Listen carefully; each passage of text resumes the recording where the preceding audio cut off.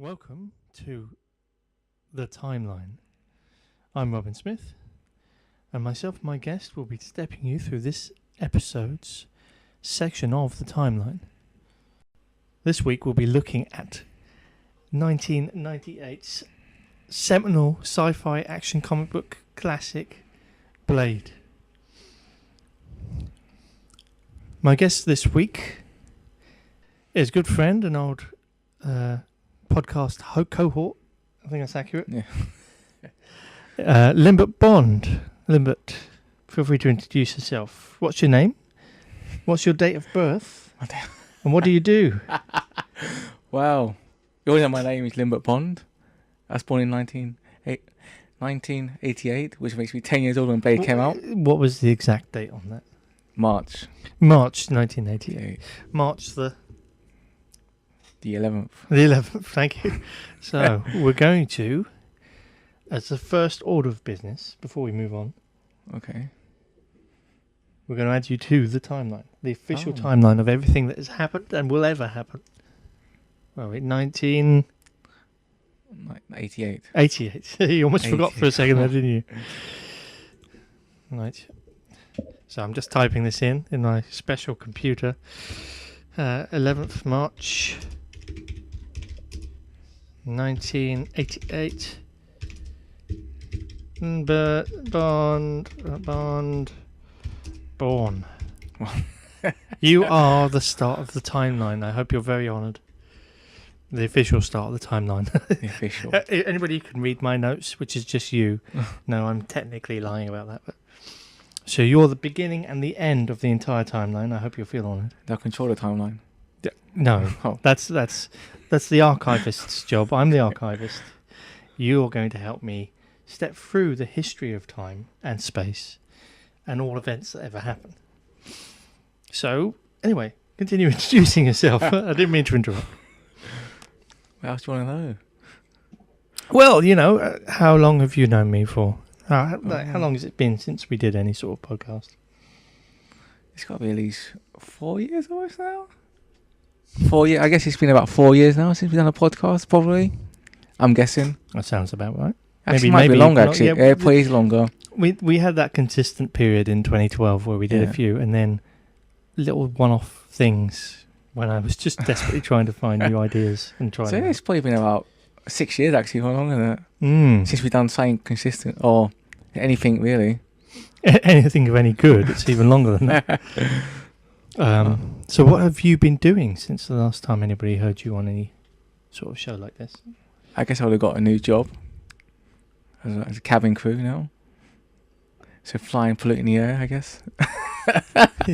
Serving people, helping people out while they're taking them on holiday. How many people do you deal with who are, say, panicking on an air flight on a day-to-day basis?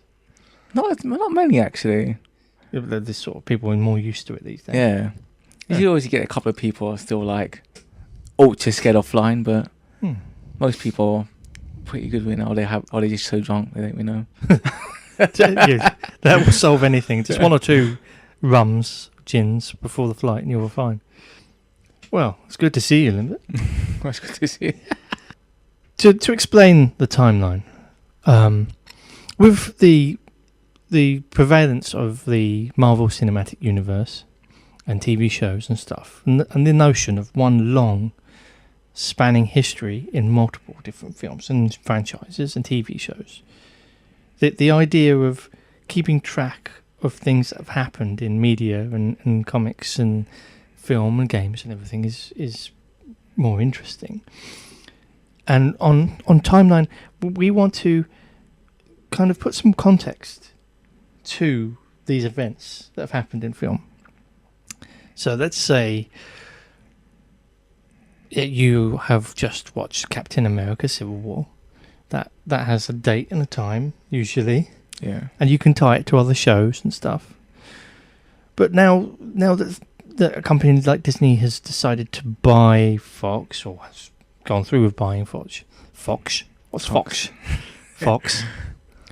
You're going to see the potential of things like Fox franchises merging and possible crossovers, And at what point do you say you get on? That was the problem with comic books for the longest time, and still is. Where do you jump on?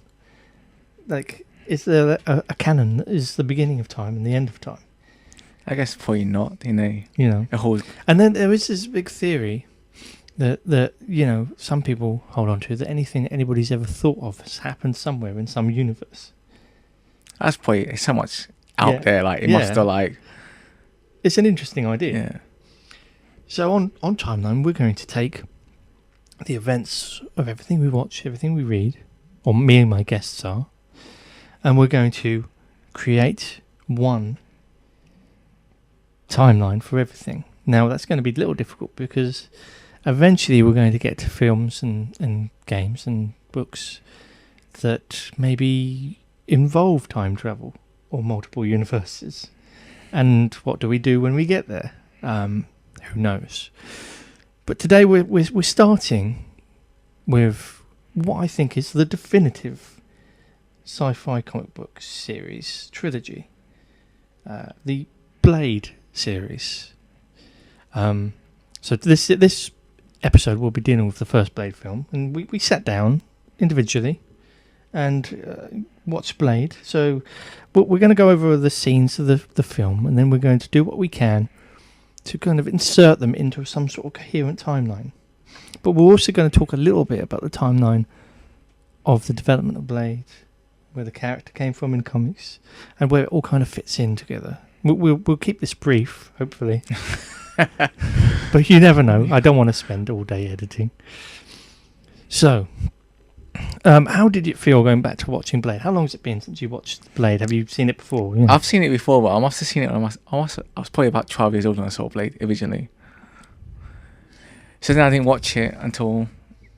I know I always liked Blade, the actual film itself, but you don't watch something for such a long time, you kind of forget the entire film.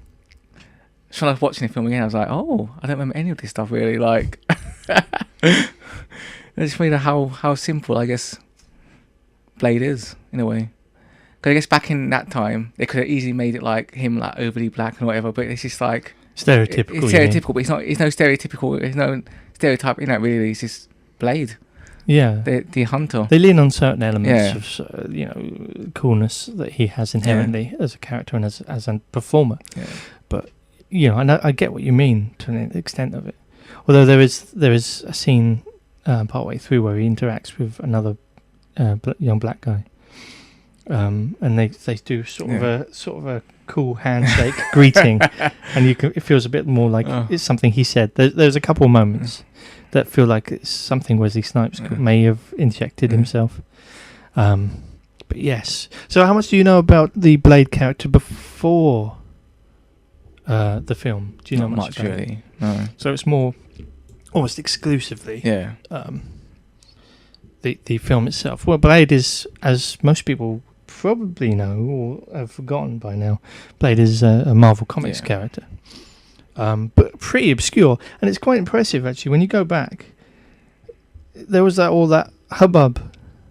I've never said that before. Hubbub about Guardians of the Galaxy when that came out, and how they are relatively obscure as a comic series and as a group of characters.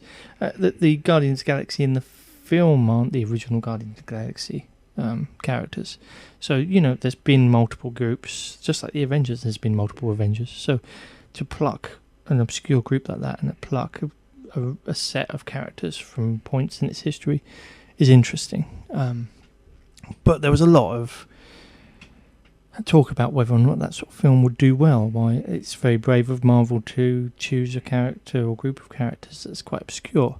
But when you look back and realise just really how niche Blade is, and that it was the first film that was like a really good quality version of the notion of a superhero Marvel Comics sort of character. Like, we'd had good comic book movies before that, like the Batman and Superman, but they're like tier characters. And this is before Spider-Man had a proper film outgoing. Like, there was like the period of Superman and Batman films. And around that same sort of time period, the couple of decades running up to Blade's release, you had the Spider-Man TV series, the Incredible Hulk TV series, and that's where Marvel kind of really existed in sort of weirdly bastardized versions of their characters, but they were recognizable. Like, they still kind of resonated as names. And then I think it was the release of Batman and Robin. That's what the often cited death of that genre in that era. And Blade is considered like the start of this new genre as a movie. But when you consider that Blade is the first one, and then more or less the next 2-3 years afterwards, it was X-Men and Spider-Man, and how big those films were, it's quite impressive. Like, you realise that while Blade did well, Marvel didn't earn much money off of it. They got a very small percentage. It was more or less just the rights money and a little tiny bit of extra. But Blade, I've got loads of notes that aren't in a very good order, but Blade originally had a budget of $45 million. Oh, that's quite a lot for back then. That's quite a lot considering for the time, but its box office gross was $131.2 million in the United States alone, I think. I kind of feel like Blade is a forgotten film, though. Like, forgotten. I think it's well remembered when people do remember it, but it's an odd one because X-Men and Spider-Man again are kind of so prevalent and obvious. And there's been so many films in those series. Because obviously, normally a lot of people cite Spider-Man as being like the first good. I think it helps that Blade is just on the fringes of the notion of a superhero. It's a character from comics, but it's not what people would say is a superhero comic character, although he does, in the Marvel Universe, interact with all of the same characters every other character does. Quite recently, Wesley Snipes has been on Twitter petitioning to play the character again in the new version of this show or films. So you never know. There's a chance the character will come back. I think they got the rights to Blade back at the same time they got the rights back to Ghost Rider and one other character. I think it was the Punisher at the same time. And they've both had appearances on television and streaming services. So there's potential for Blade to reappear at some point. And it's also worth noting now, we're looking at the 3 films for this first 3-episode pilot series. But the television series of Blade that you've probably seen or heard of, there was a TV series, very, very short running, I think about 13 episodes. It was on, I think it was Spike or something like that. I don't know exactly. I have to look into that. I've heard of it. I need to look into it. There are DVDs of it knocking around. That series is considered canon with the films, unlike most TV series. Before Marvel started doing multi-platform, multi-sort of genre things, even in television and movies, Blade was a forerunner in this coherent, long-running narrative and timeline. But unlike his namesake in the movies, Blade is actually a character that was created. What was his creation date? I need to find. I'll edit this out. So his real name is Eric Brooks. Well, you hear his first name in the film, but you don't know his last name. I don't think. They do. See, I think maybe it's written down somewhere, or his mother's name is. His mother's name definitely, because he's a driving license. Yeah, you do see that. We'll get to that at some point soon. When we go through the film, yes, you do see. It's also very surprising, this film, that there's a lot of moments where you get information given to you, and it's set up to pay off later, and it's done repeatedly, and that's very rare these days. There's not a lot of trust in the viewer of films these days to keep up with what's going on, and here you're seeing pieces and pieces of breadcrumbs. Chekhov's gun is being mounted in front of you, and you're seeing it pay off later on multiple occasions. Sometimes multiple things come together to pay off as one thing, which is quite impressive. It's one of the good strengths of the film. So the character was created by Marv Wolfman, which is a brilliant name, and Gene Colan. He first appeared in Tomb of Dracula, issue number 10. Much like Spider-Man, he didn't appear originally in his own series or anything. He was a a guest or side story or standalone story in another magazine or comic. In 1973, Marv Wolfman's the one-time editor-in-chief of Marvel Comics, and he's probably best known for his work on horror books such as Tomb of Dracula. But he also worked on Crisis on Infinite Earths and Teen Titans for DC Comics. I do like those series. Crisis on Infinite Earths is like, I don't think we'll cover it anytime soon, but it's just like notable. Gene the Dean Colan was a legendary comic book artist whose career spanned from 1944 to 2009. So quite recently he was still working. And as well as being the co-creator of Blade, he also created the Falcon character, who's now just become, spoilers, Captain America in both comics and films. So I assume you've seen the most recent Avengers. I don't want to ruin any more. Yeah. I just like your poker face is so good that I can't tell whether or not you've seen it. And I've just quietly ruined that for you. So it's interesting that his creators were, one of them's like quite a prolific writer and important writer in his field, but also that his co-creators created another notable black, superhero character who's gone on to do like really, really important things in narrative-wise. Anyway, the Tomb of Dracula series was like the first attempt, one of the first attempts of Marvel to sort of tackle the Dracula mythos, but it was centered around a group of vampire hunters or different vampire hunters, tackling Dracula, and it lasted for like 70 issues. That's not a lot, really, is it? Well, that's a good few years. When you think it's quite a niche topic, I guess Dracula, and you make it last for that long. The first issue Blade is in, it's essentially Dracula on a cruise ship, I think. Just pillaging his way for the crew. Yeah. So it's interesting. It's after that, Dracula himself is a recurring character in the Marvel Universe and has appeared in Thor a couple of times and Doctor Strange, where I think maybe Blade was in that series saga as well, and apparently he was killed off, but he's constantly been resurrected. You know what it's like with Dracula. Of course. Can't keep him dead.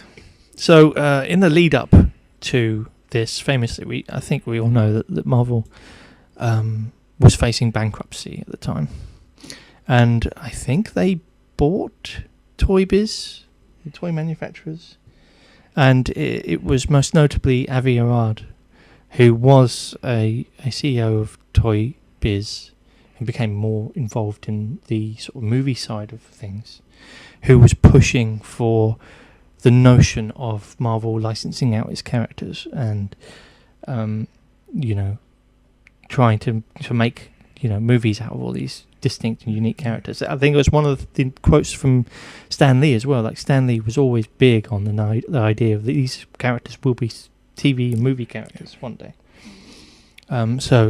It could be argued that, Avi Arad, of all people, although he's got a unique history in film since then, is probably one of the most responsible people for helping to keep Marvel afloat and then bring it out of the sort of bankruptcy area. And now look at them. They're printing money now. Well done to Marvel for surviving, and then like I grew up a Marvel Comics fan more than any other comic company.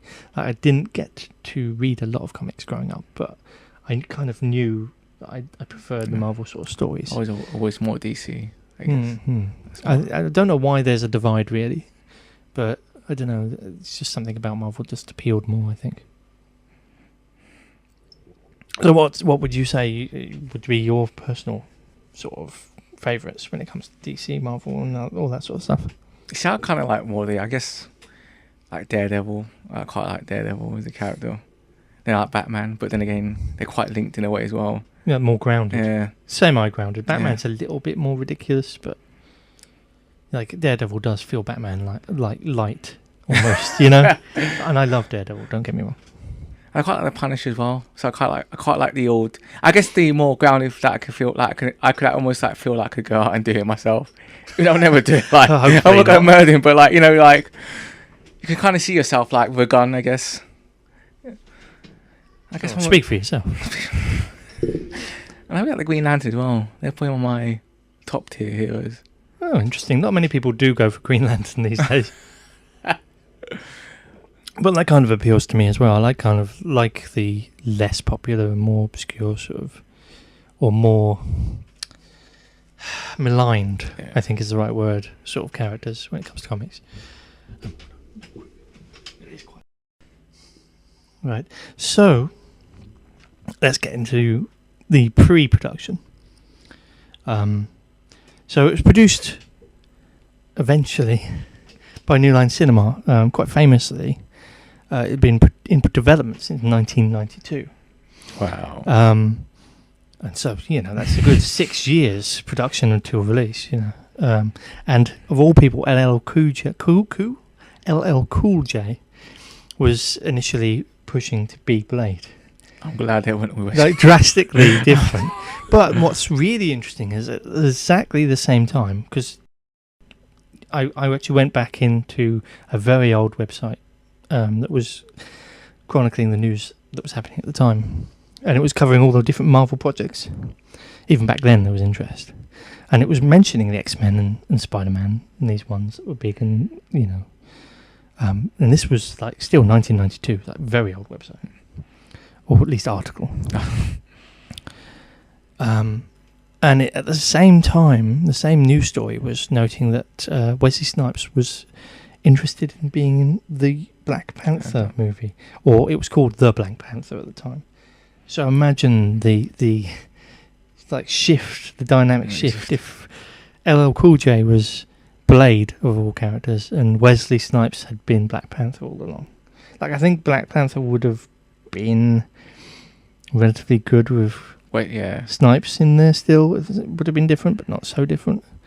Obviously, financially, they could do a better movie now. But not to knock LL Cool J, I still respect and like a Cool J in my own way. But I don't think he's quite a Blade sort of guy. Like, maybe you could picture him as a sort of villain in a Blade film, maybe, because he's got that sort of body. He looks a little less... He feels less nimble. Yeah. Like, he doesn't have... I assume he doesn't have as much martial arts training as Snipes. Probably not, no. According to writer David S. Goyer, who you might know as one of the people most responsible for what is like writer on much of the Nolan Batmans, and then the Batmans that came afterwards, the DC cinematic universe. He worked on a lot of that. But he's written a lot, David S. Goyer has. New Line Cinema originally wanted Blade to be a spoof film. Like a semi-comedy sort of vampire spoof. And he had to dig his heels in quite a lot to get it to be as straight. Right. And you take into account it's more or less what would be considered a hard R these days. Much like the first Deadpool film. And again, like another sort of little feather in its cap. Like, looking back, like, not only is it the first proper modern Marvel comics, modern comic book film, successful one with an obscure character, it's also one that was an R or an 18 rating in the UK and was successful. Like, that's and like no studio, again with the exception of what managed to happen with Deadpool, and again that took a lot of pushing to get it happen. It's quite a noteworthy event that this happened. It's not going to happen for a while, so... Well, you never know. The release of that more recent cut of Deadpool 2, although it was meant to be for a charity and a bit of fun, says a lot about what Disney might do with the potential for R-rated or 18-rated superhero films. So yes, it was released eventually in 1998, but New Line Cinema's last big notable films before that were 1998's Lost in Space on April the 3rd, this won't be going in the timeline. Not until we talk about Lost in Space, which it's not a good film, but it exists. You could say that. He's got his qualities, I guess you would say. You haven't even seen it. And before that, Dark City. I've seen that, actually. Yeah, it's a good film. It was released on February 27th by New Line, and also written by David S. Goyer, I think. Oh. I think. So yes, the first Blade film was released in 13th November 1998 in the UK, but actually released in America in the 21st of August, so a good few months before we got to see it over here. It was directed by Stephen Norrington. His previous directing features was a low-budget horror sci-fi thriller called Death Machine, and while it is just a bad B-movie generally, it was impressive enough to get him the gig for Blade. He was born in 1964 in London, England. Wow. And he is most notable after that for directing The League of Extraordinary Gentlemen, starring Sean Connery, which is arguably a much better film than people give it credit for being. It does some really good and interesting stuff, but also it's understandable why it didn't do well. It's, again, an obscure sort of comic thing. So I like the characters in that, but just something about the film didn't fully click. But it's not the worst film I've seen. So. It doesn't feel quite there, but yeah. He's actually a Belgian filmmaker, even though he was born in London. And he'd done special effects work in horror and action. And he'd been a sculptor and makeup artist who'd worked with the likes of Dick Smith, Rick Baker and Stan Winston on a number of films during the 80s and 90s.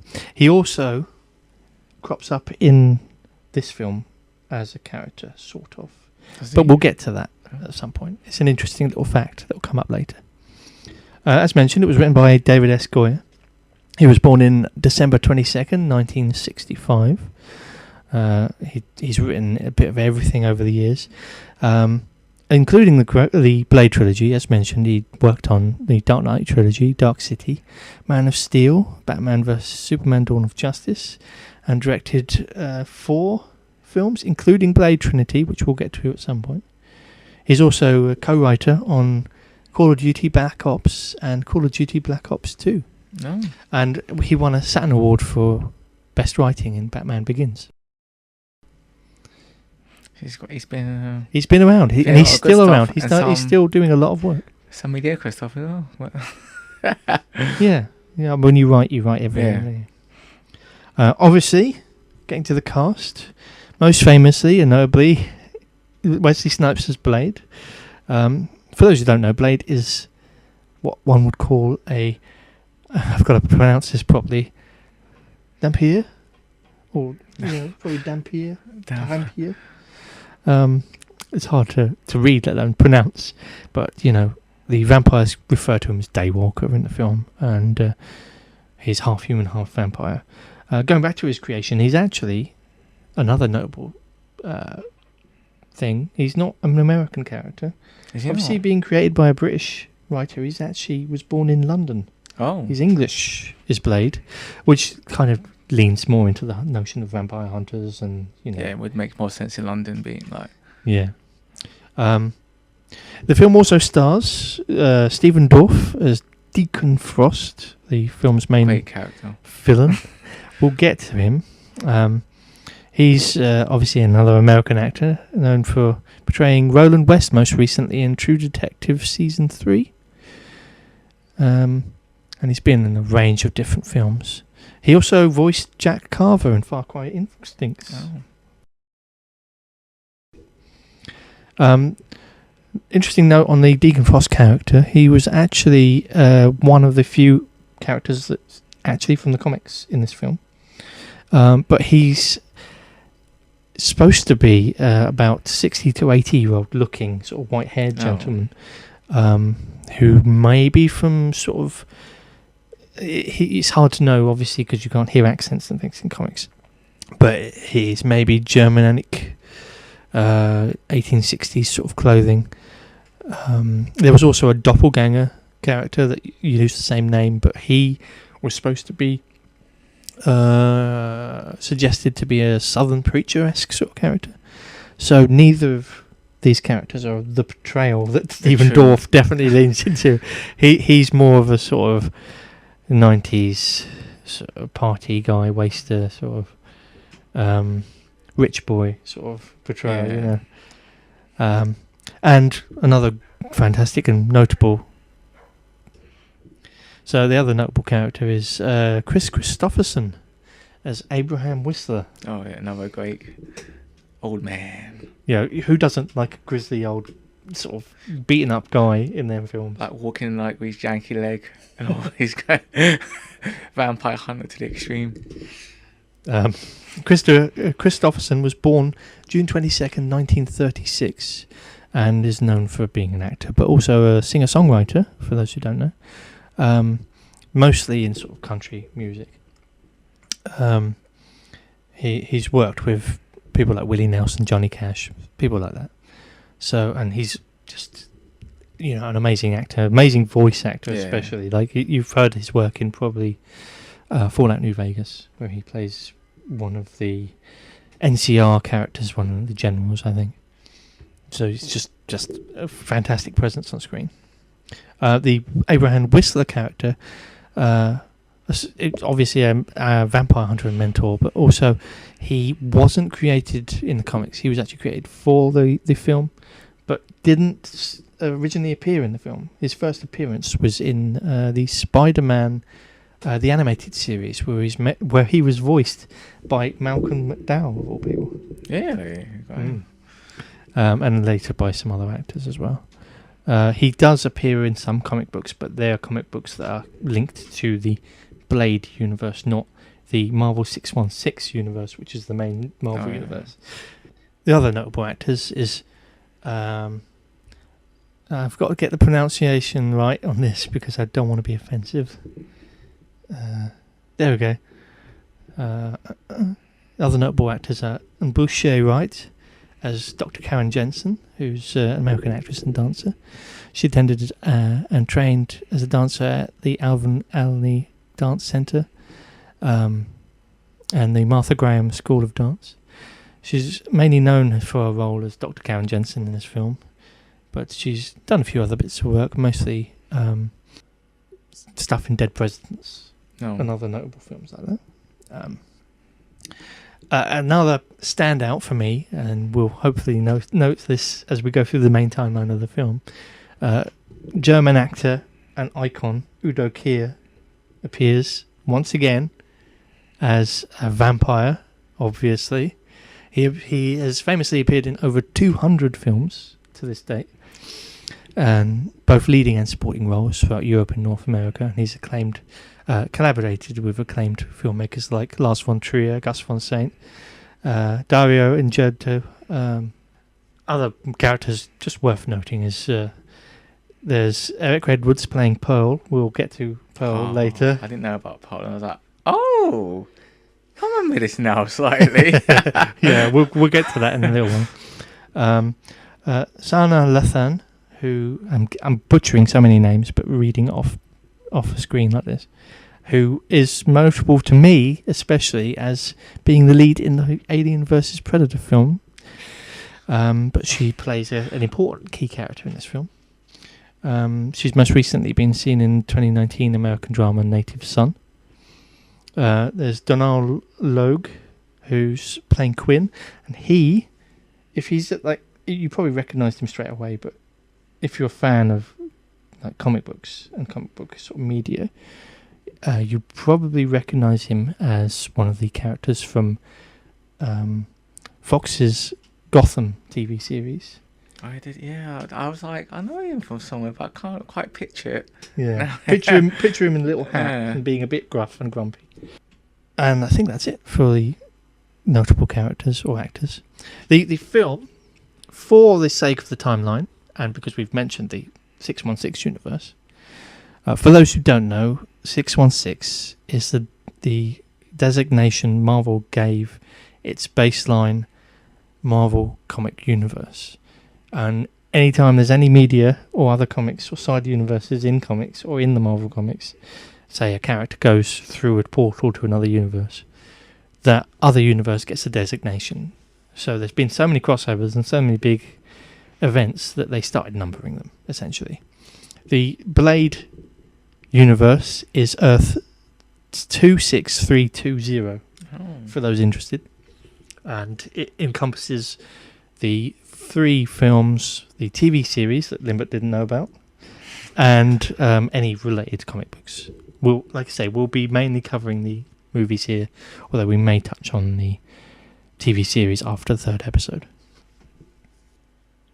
The film seems to be set in LA, or at least it's been filmed partially in LA, but it's also some places state that it's in New York. I felt like it. I mean, all the Marvel stuff tends to be in New York. It did feel like kind of New York, but not New York at the same time. Like there are some shots where there were precious few tall buildings, and it's hard to know. Maybe they just went for the atmosphere of them shots, but didn't think about where it would look like it was. And some maybe kind of looked a bit like New York subway. So it's hard to know 100%. Maybe it's set in multiple places, because there is a lot of driving from place to place. Yeah. I'm not sure exactly how close LA and New York are, though. They're quite far apart. So I doubt they're next to each other. This is what we're here for. The timeline itself. So we're going to go through the bulk of the scenes in the film. We'll stop, have a little chat about it every so often, alright? And we can kind of get some feedback on what we think of it. So, our timeline starts exact date unknown, which makes this show almost a write-off to begin with, because it is incredibly hard to find any exact details as to when this film is supposed to take place in any timeline. We may have to rely on getting to Blade 2 and seeing if there's any information there that can sort of set in stone exactly when this is supposed to take place. But we open with our opener, set in 1967, no date aside from that given. And we open on a hospital, and a young woman's being rushed through very brightly lit walls. I don't know if you noticed, but it's practically glowing in that emergency room. And she's bleeding from the neck, and she's struggling on a gurney. And she's pregnant. Apparently she's been bitten, according to doctors tending to her. And they say a wild animal? Yeah, they say some kind. I think it's wild animals. Wild animals is the exact thing they say, but something along those lines. As they're moving, her wallet dramatically drops from her hand or from her side, and we hear a heart monitor as it swiftly speeds up until it reaches a consistent hum.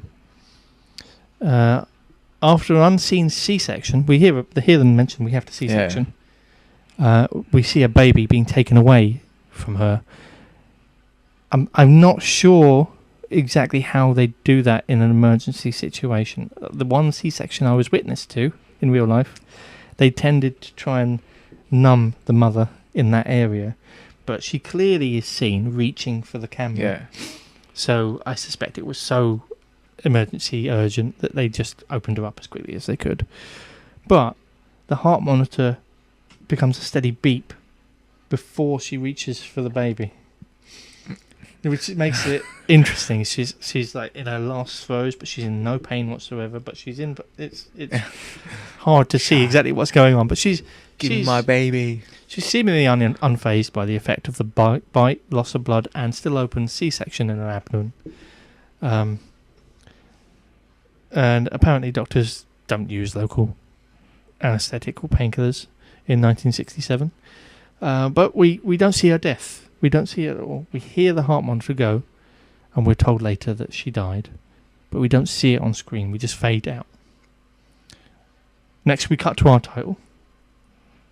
And the film's begun. So what did you think of this sort of scene setting? It's alright. It was kind of like, it's getting you like introduced to like the character, and how Blade was actually half vampire, half human. Because like, well, it's not clear that it's not 100% quite clear. happening. I mean, you know what you're in for when you're going into a film about vampires with a guy called Blade. But if you didn't know what the film, we'd be like, his mum's is dying, and she's giving birth to like. Even then, you don't know about vampires. At No. that point. If you're blind, you're going in. You just know she's been bitten by something, and they've had a C-section, and you hear the heart monitor, and that's it. Again, it's interesting sort of seeing. How did you feel about the whole actual procedure itself and all that? It's not too graphic or anything.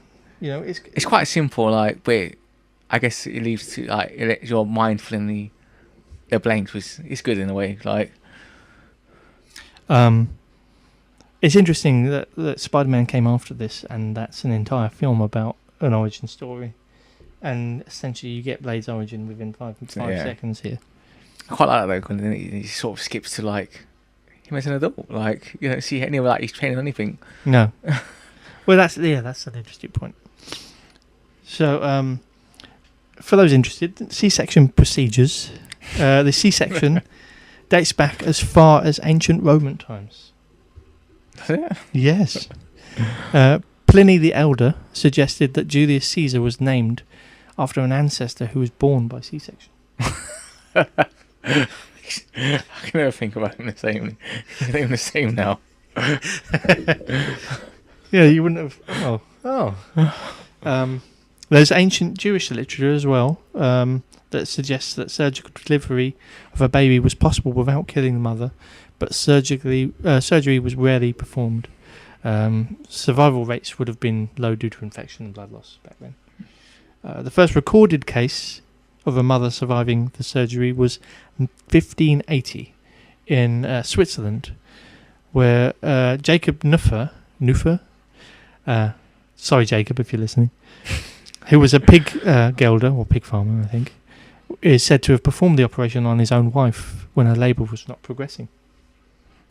Is that you're not coming trust me, love, I can do it. Traditionally done to save the baby, not mother. So that's something you should bear in mind when they were taking Blade out. Doctors consider it a way of saving the baby because they can't save the mother usually.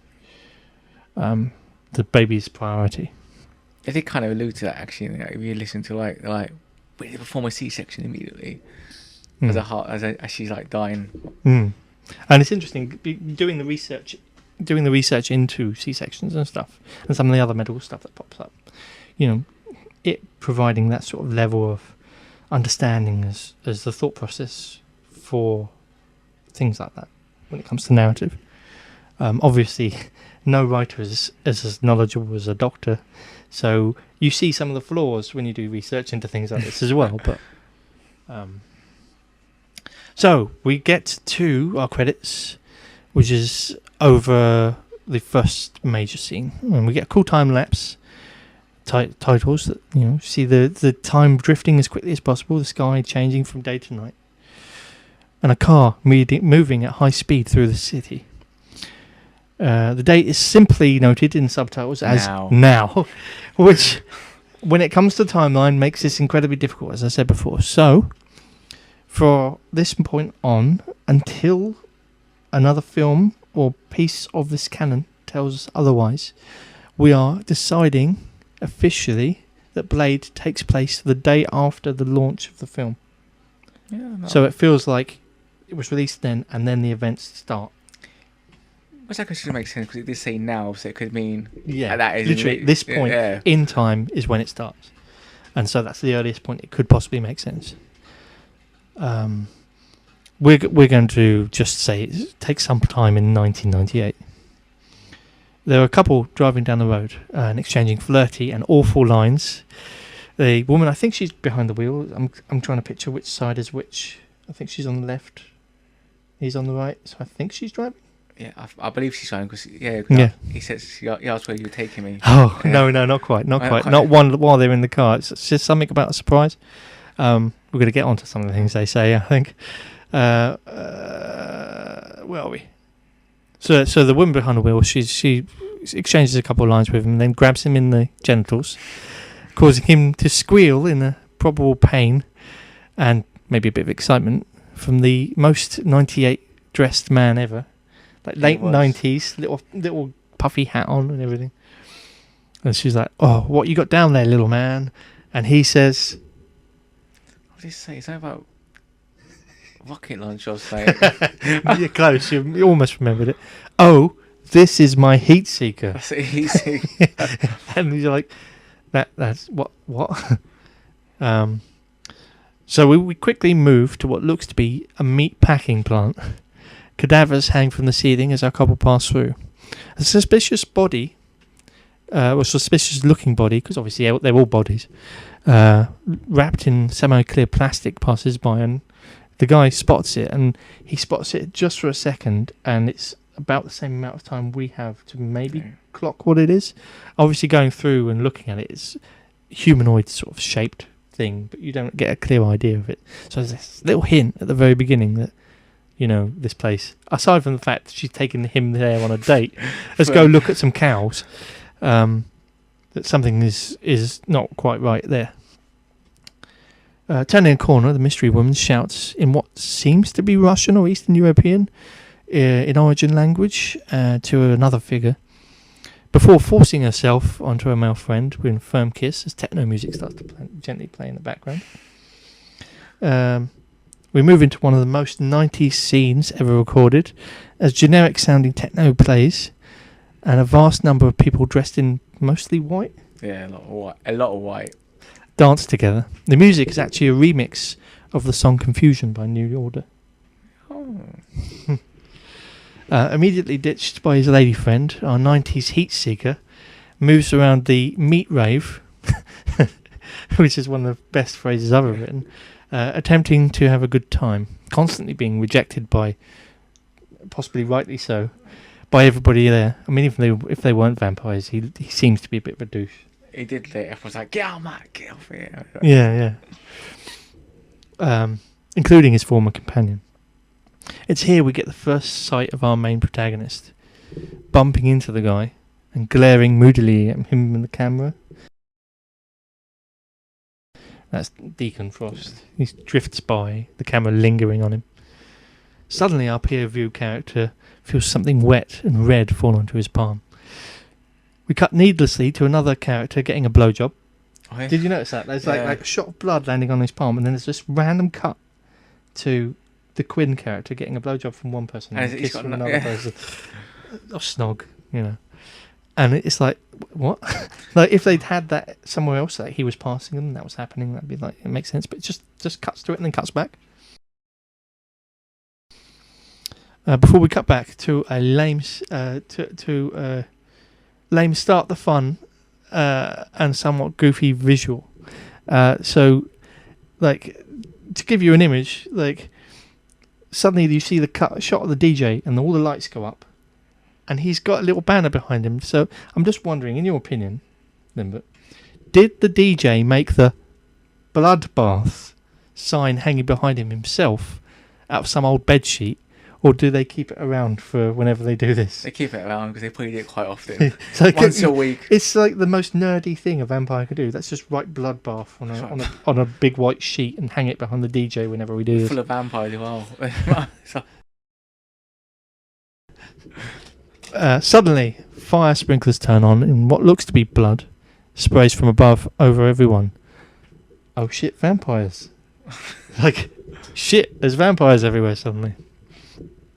Our 90s stud immediately freaks out before being knocked to the ground and kicked and beaten by vampire revelers in attendance, coming to a stop at a pair of black boots.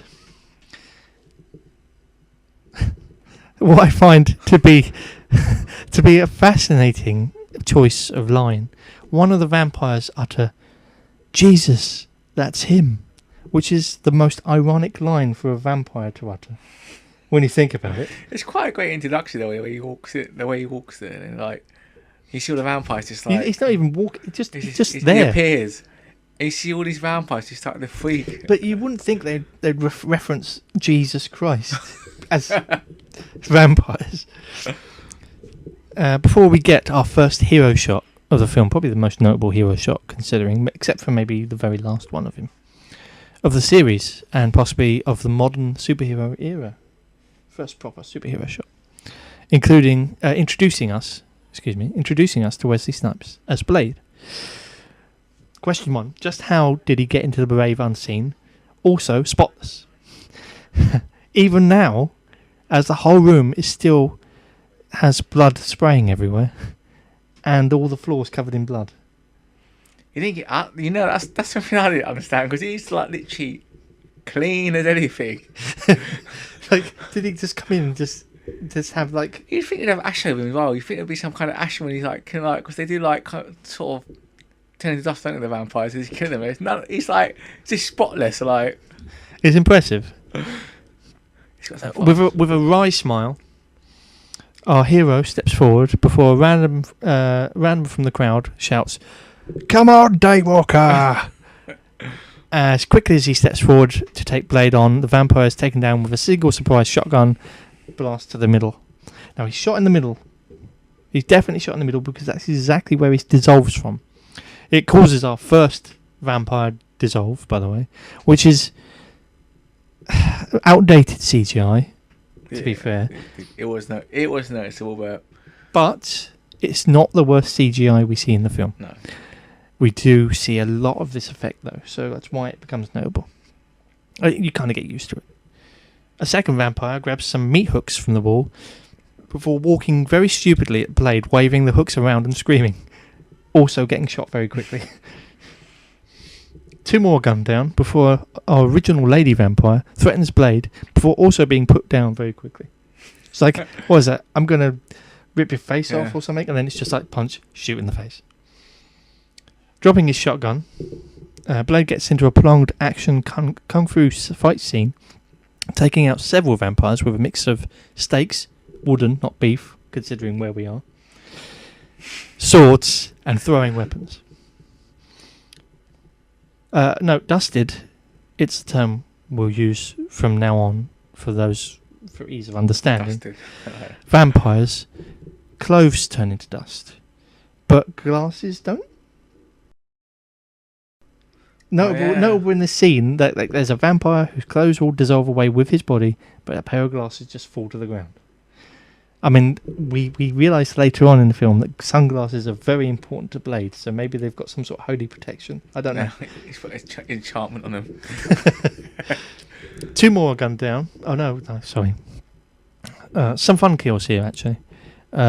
Stake through the head to the ceiling. Remember that one? Like stake into the head. I think he's probably stuck there for a couple of seconds. Which also helps us to note that you don't have to stake through the heart to kill. No. Oh, good one to note. Our fun, if a little goofy action fight ends with Blade staking the vampire Quinn, who was getting a blowjob earlier, to the wall with a shot of his shotgun to the shoulder. Right. So that the shotgun is already a bit inconsistent, because Blade shot somebody in the stomach and they dissolved. He stabbed somebody in the head and they died with a stake. He shot somebody else with a shotgun in the head and they died. But when he shoots Quinn in the shoulder, it doesn't kill him. So it's not the bullets killing people, the vampires. It's some other aspect, but it's inconsistent. It's hard to figure out exactly how it works. Quinn then starts talking in an untranslated language here. The subtitles on the DVD just say Slavic. Oh. He speaks Slavic, which makes it Germanic, or Blade sets Quinn on fire before vanishing as police arrive. You see him just disappear, but you actually get a shot of him leaving through a vent or something like that. And they rescue the one reveller who wasn't a vampire. Blade crawls out of the sewer drainage grate and walks moodily into the night as wind, not for the first time, blows papers and trash around his feet on the floor. So what did you think of this opening scene? As an opening scene goes, like I really like the notion of, especially as it was the first time somebody had done something like this. Like, of course the vampires go to a rave. Oh, yeah. And of course there's blood coming from the ceiling. It's like the image and them getting all covered in blood and they're all red, and like as an image and a scene it kind of works in your head. But I mean, what do you think of this? I think it kind of sets the mood that vampires are not just like brooding around in the dark, sort of dark alleyways, just waiting for having a good time as well. Like it's almost like they're in a it's 90s back then. Like, just be out partying, raving. It does hint at that what was the big scare of the time, which was raves and things as well. Like, these terrible kids, they're going out raving and stuff. But you get that classic fight scene, that first fight scene, and it's for those who don't know, Wesley Snipes, obviously he's a trained martial artist anyway, but he did all the choreography for the film himself as well. So that fight scene is like all his work, and it's not perfect. It's not like a properly trained choreographer, but it's pretty good for what it is. And there's some imaginative stuff going on in there, like some fun stuff going in there. But it kind of kicks off that there's two things to kick off here: the whole techno rave sort of music while somebody's fighting sort of scene in films, and also it's very important to take into account at this point. This is 1998. The Matrix came out a year later. You know, and this is a guy who's like this techno music on, he's got shades on, he's doing kung fu moves, he's fighting powerful creatures, or supposed to be powerful creatures, because they all dissolve like tissue paper in this Apart scene. from Quinn, who's like... Quinn, who somehow survives everything. And he's like in that sort of Matrix-esque sort of clothing, a black jacket and stuff. So it's like, it's cementing that you know, 90s cool, 90s early 80s cool, before the Matrix kind of set it in place. And that's another interesting milestone. But aside from that, you know, like, as the fight scene goes, it's alright, it's enjoyable, it's fun to watch, you know. It hasn't aged too badly. No. Aside from the special effects, you know. Apart from any consistencies, but... Yeah, we'll get to some more of those, I'm sure. We hop over to another well-lit, another running theme, like hospitals glow in all of these. Maybe it's just because they're like healing places. Maybe. But it's a well-lit medical facility. We're not 100% sure it's a proper hospital, but I think later on she mentions it's a hospital. And Quinn's remains in you know, air quotations, are rolled into a morgue. The body bag being opened to reveal quite a nice piece of, you know, fake burned body. It's good quality of special effects. We then move over to a young woman in an office. The camera deliberately pans very slowly down to give us a clear look at her name badge. Karen Jensen, hematologist. I did think that was a bit weird though. Like, yes, but it's like it's another Chekhov's gun sort of thing. But you know, she's a doctor of blood. Yeah. And it's a vampire movie. It's like it's more questionable how this fluke pair of things are happening together. We are underscored this as we are shown her looking at footage of blood cells on a sort of video monitor through a microscope. Telescope? What?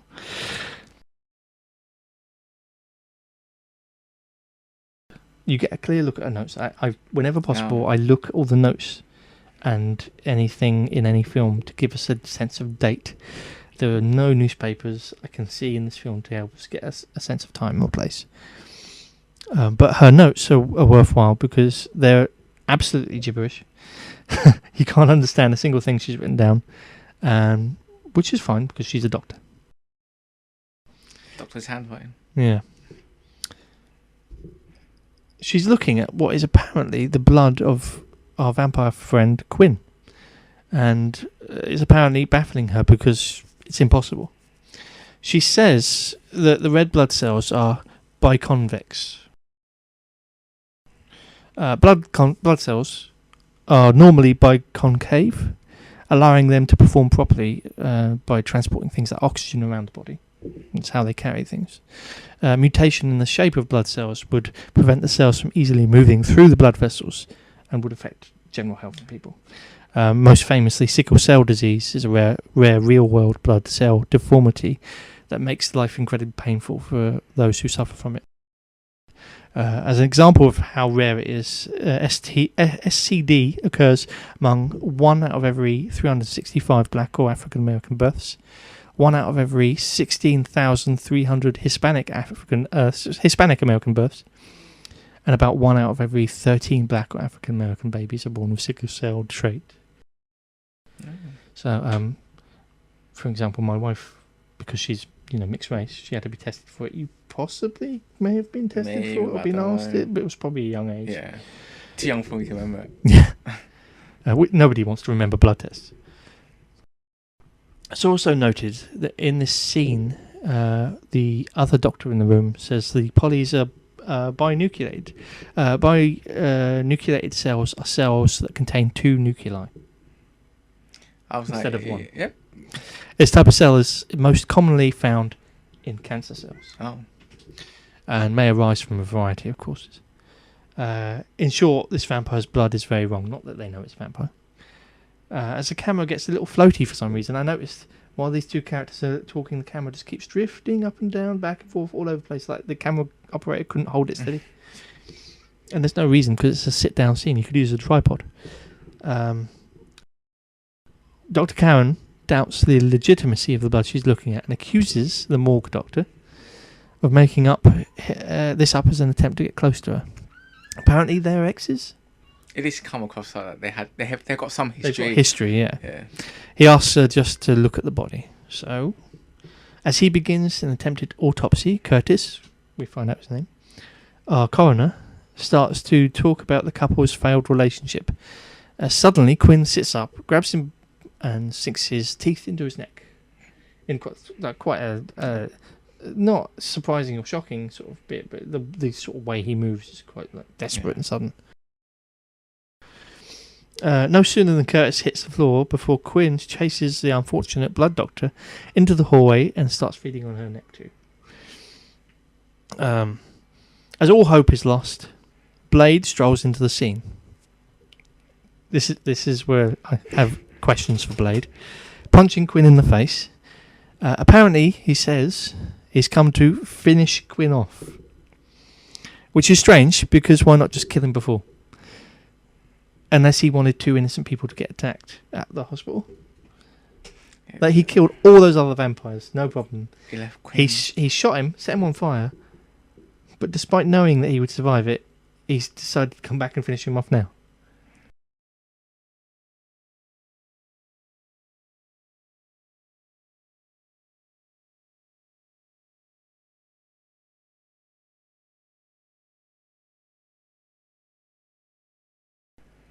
Yeah. Why even go to the hospital? Either kill him there, or don't go to the hospital. There's an inconsistency in Blade's actions. Like, it's just like, I think it's a bit of an odd bit of writing. That's all. Maybe if you made out that somehow Blade was interrupted while setting him on fire. Well, it kind of was it? I guess to an extent, but not so much. He was so slow and plodding. He just shot him in the face. I could just chopped his head off. Yeah, anything, which we'll get to. Anyway, as Blade cuts Quinn's hand off, 2 plucky cops come around the corner. Like, cuts his hand off. 2 cops come around the corner and they yell up, they'll blaze, freeze. And before doing anything else, they immediately start shooting anyway. Which tracks with the state of America these days. Social commentary. It takes more than a brisk telling off from Blade to convince our boy and girl cop in blue to run away immediately. So they just come around the corner, say freeze, shoot all their bullets. Then he says, something like, "Oh, you motherfucker!" Yeah, something like that. And they just run away immediately like cowards. And clearly, all he's doing is wearing some bulletproof armor. They could have just shot him again in some other part of his body, but no. This also gives Quinn a chance to flee out the window, which is why it happens. As Blade plans to leave, he passes Dr. Cowan, who's on the floor and sort of bleeding out. To him, she bears enough of a passing resemblance to his lost mother, who he remembers from one fleeting encounter during his birth. See that? This is the part where I was like, this is a bit stupid. Because how do you remember his mum reaching up for him when I'm guessing in that kind of scenario they took the baby out that scene quite fast. So he would have spent less than a second able to see her, but somehow maybe it's his vampire side.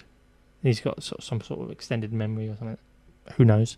We can justify it as best we can, but it recurs more than once. The notion that he remembers this image of his mother, and that compels him to save this woman. So he does pick her up and attempt to take her with him. Before he can leave, a gaggle of police arrive, all opening fire on him and his apparent hostage to them. So they're just risking shooting her as well. In an attempt to get out, he flings her, without looking first, out of the first open window he sees, across... they have to be about 7 stories high. From the window, across the street, onto another building. He just kind of knows, I suppose. He's got some kind of sense to, like... I think he must have, like, literally broke so many bones. Well, we get confirmation that she's been injured, but it's not as bad as you think. No. This scene more or less confirms that the baby we see at the start of the film is a young Blade. We can confirm that by seeing the mother. That's one good thing that comes out of it. You know that baby is Blade. Not that it's hard to know. But, you know.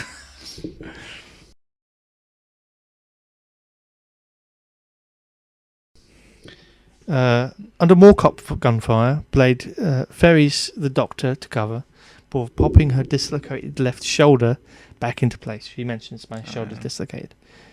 Like, after everything that's happened, she's like, oh, by the way, my shoulder's dislocated. Man who's abducting me.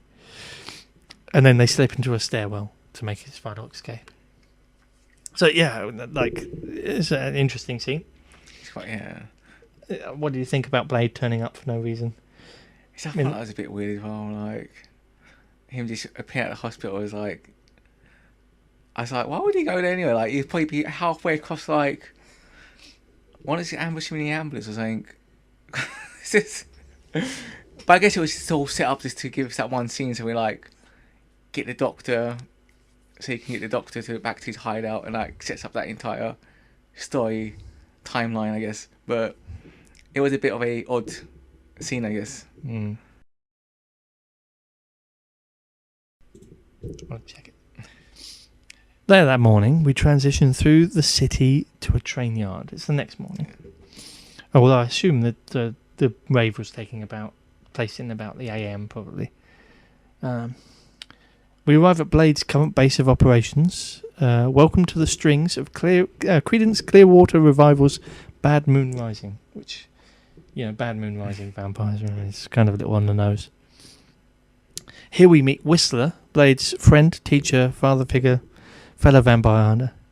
The character of Whistler was created, as we mentioned, for the film.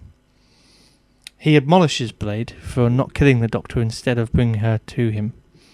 And then Whistler injects her with garlic, or essence of garlic, to prevent her change into a vampire. And Blade lets him know, and then he lets Blade know just how much he's messed up in bringing her there. As smoke seeps out of the bite wound on the doctor's neck, Whistler starts up his workshop equipment, and the engine on his workshop equipment somehow powers the music as the song starts up at the same speed and starts playing again. Like, there's a unique way of playing your CDs, but maybe it's on vinyl or something. I don't know. It's Whistler. He's made it. What do you think of Whistler? The first introduction to him. You only get him briefly, but I'm like, he's quite cool. He almost looks like, you can tell by, he's like the mental character, is he? Of Blade. Yeah. Almost like he's more old school. Yeah. So we cut to a dark room after this. Not photography dark room. Several people are sitting around a table, and one is seen sifting through photos. We got our first official Udo Kier sighting of the timeline, everyone. A small F in respect. As he complains about Blade's actions. He's surrounded by several other important looking sort of figures around the table. He calls for Frost to come in, and we get our first real introduction to Deacon Frost, our main antagonist. It's like, we saw him earlier, but you don't really know who he is. He's just a, cool looking guy. Again, air quotations, cool. Frost here is played by the quite young Stephen Dorff, and as I mentioned earlier, the character's supposed to be as old as the other characters around the table. It's an interesting choice, but I think it's more of a sign of the times. He's told off by the others around the table for the previous night's events, as quite a few vampires have been killed. And what he's doing is putting vampires at risk. Apparently, they don't like vampires collecting in one place in vast numbers. To me, it almost feels like old versus new in a scene like this. They're going for that old versus new. Like, yeah, you squares don't know how it is to be a teen these days. We aren't quite told what pureblood is. We know that they're born as vampires, but like how vampires come to be born as vampires, do they breed as did they explain it? Yeah, like all we know is they weren't bitten, and that's it. So we assume vampires are a species, and they can breed like normal. I was hoping for a bit more. They didn't really explain. They didn't really delve into that. Maybe they'll delve into it later on, but in another section, one of the other films. But it's never really super clear. It's just you can kind of derive the sort of ideas that they're going for from it.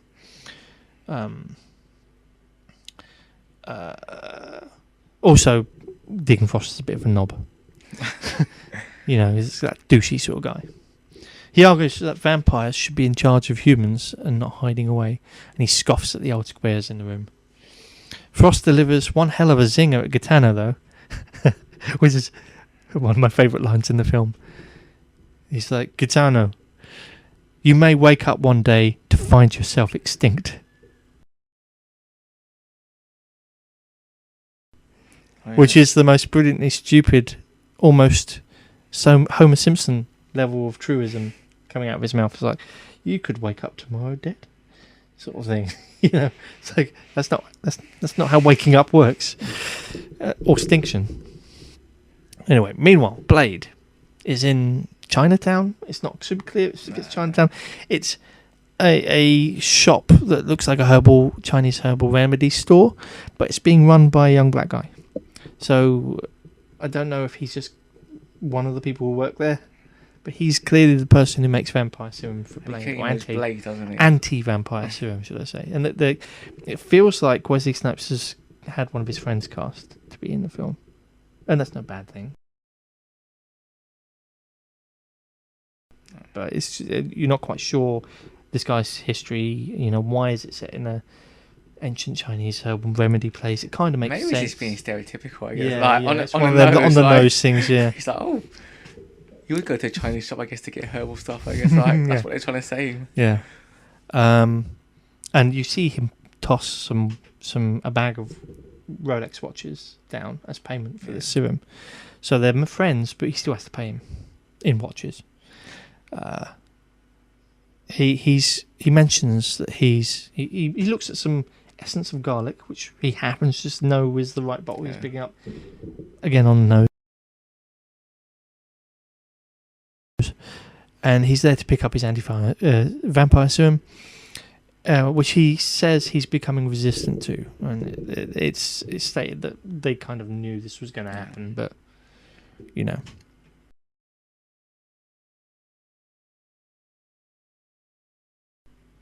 We travel back across town after they leave, and we're in what looks to be an office above Blade and Mr. Whistle's base. And we find the doctor waking up from her night before. She wanders about the place. She starts looking around. There's a woman's ID, which we mentioned earlier, which is his mother's ID, it turns out in the end. There's his guns, obviously, and then there's his sword draped with a tatty cloth. And this does a good job, I think, because it shows the ID, which ties the woman's name. We see the ID drop earlier from the wallet, and then it shows that Blade's managed to find the ID somehow, probably from evidence lockers or something. Probably. And then, from research, you get to put those pieces together yourself, and then you see her face. You see what she looks like. You can probably read the name on the ID because of the close shot. If you want to pause it later. I mean, they didn't know that in the cinema, but they knew people would probably pause videos and DVDs. So they drip feed these little bits of information. And then you get the sword scene where you see the sword and its trap, where the small blades come out of the handle. It all kind of sets off these little Chekhov's guns again. Like, there's the ID, this is the woman in it, this is the sword. And it starts all these pieces rolling. She suddenly hears Whistles and Blade chatting at the same time about her. and a very useful profession. This is the first mention. Like, we know from before that she's a blood doctor, but then Whistler kind of mentions it. Like, she's a hematologist. She could be useful. The Whistle Man gives Blade an injection that sends him into convulsions. He physically has to be strapped down when he's given this injection, and he has to hold on to Whistler's hand. It's quite violent looking. Yeah, It's not super violent, but it's violent enough to be like he needs help. While the doctor's watching, she's spotted, and she runs away before revealing their kinky secrets. But Whistler and Blade stop her. They introduce themselves.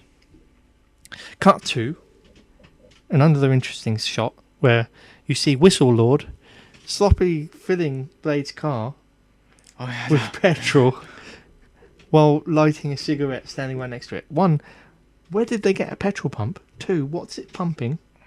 Because they're not in a service station or anything. It's and just, the way the gases come out of the car as well. and it's just everywhere. It's clearly meant to be that he's reckless. He doesn't care. He's got nothing to lose sort of feeling, but he could blow them up as well. Anyway, he's a wild man. He's reckless, and we get our first big bit of exposition dumping as Whistles tells the Doctor about the vampire's plague, or the hominis nocturna, which is a bad mistranslation or translation of night man from Latin. Is that where it came? Yeah, it's pretty obvious, really. With several things we have note here. One is the fact they migrate. Oh yeah, cause like birds. They talk about moving from city to city. Yeah, they track their migrations. He says, and apparently hard to kill. Even though, in the very first scene, Blade killed 50 or so with little resistance. But this one, you can't kill that one. Just that one guy. Maybe you can tell to an extent he's deliberately torturing that one guy, but still. What do you think of this little bit where they're giving information and stuff? You're kind of learning about vampires in this sort of version. It's quite a good scene, like especially when he's strapped down. He's like, I just feel, I don't know. Her running is a bit weird. Like, where's she gonna run to? Like, she doesn't know how close she is. She doesn't know how quick they're gonna be. Who they are even at that point. She's just woken up in the middle of nowhere. I mean, clearly she's been looked after to an extent, but they could easily have done anything if they wanted to. So, but it should be anybody's instinct, I suppose, to run. But you understand why they stop her, obviously, because she could be a vampire. But it's quite good for setting up, for like giving you loads of information about what vampires are. Or at least the first set of information. Don't lay it on too thick. No, does it? It's like, some of it's pretty obvious. It's stereotypical vampire stuff. The Latin name for them and all that. But they let you know the first few bits. And what do you think of him just standing there lighting the cigarette next to the best scene. I was like, oh my! He's like, put the petrol in, like, this case, and especially that the petrol's just like coming out of the car anyway. Like, it's not even like. It's just like, I'm like, this guy wants to blow himself up.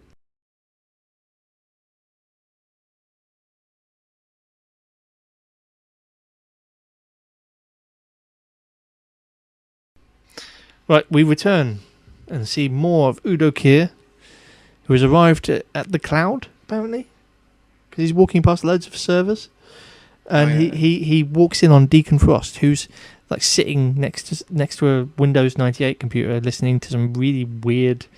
Is it a Windows or is it an Apple? It looks like a PC. There's a lot of Apple computers in this film. I've not really super paid attention to them. Laptops seem to all be all Apple, but I think the PCs are all PCs. And he's sitting there just listening to bad music, and he's admonished for being where he shouldn't be. Before he's told the translation he's working on. This is an important plot point I'm going to get to later. But the text he's translating of ancient vampire text. Underline that. So this is Udo Kier. His character is several thousand years old, we're told, at some point. Oh, yeah. He's a true blood. The vampire text, yes. A pure blood. He's not from the TV show True Blood, although we may refer to him as True Blood at some point. It's impossible, he's told, because everybody's forgotten how to translate the language, right? So the oldest vampire we know so far, confirmed, can't translate these things. And the other vampire's using a computer to translate them.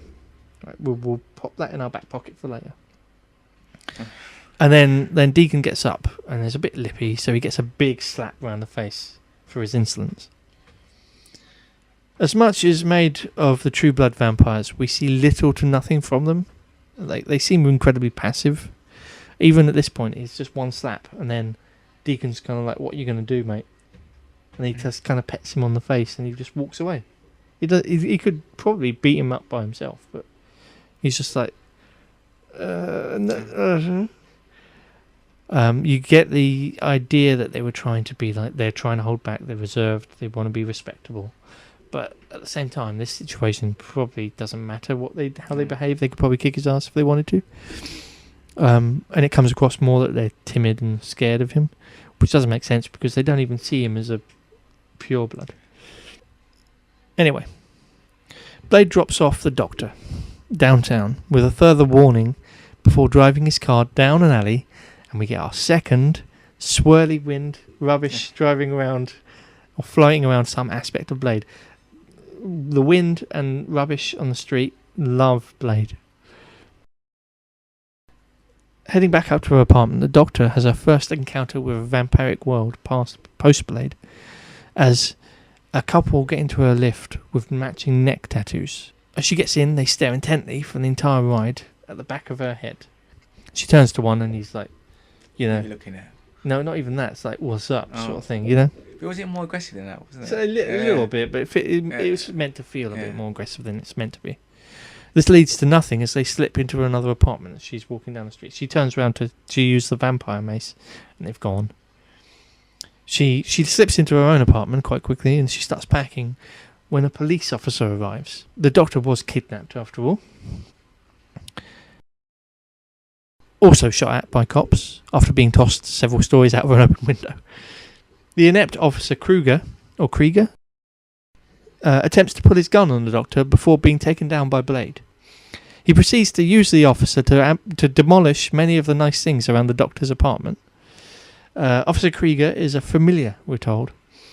A human servant to vampires who wants to become a vampire eventually, if he behaves well. He also has a neck tattoo, but it's a different tattoo from the other two vampires we see.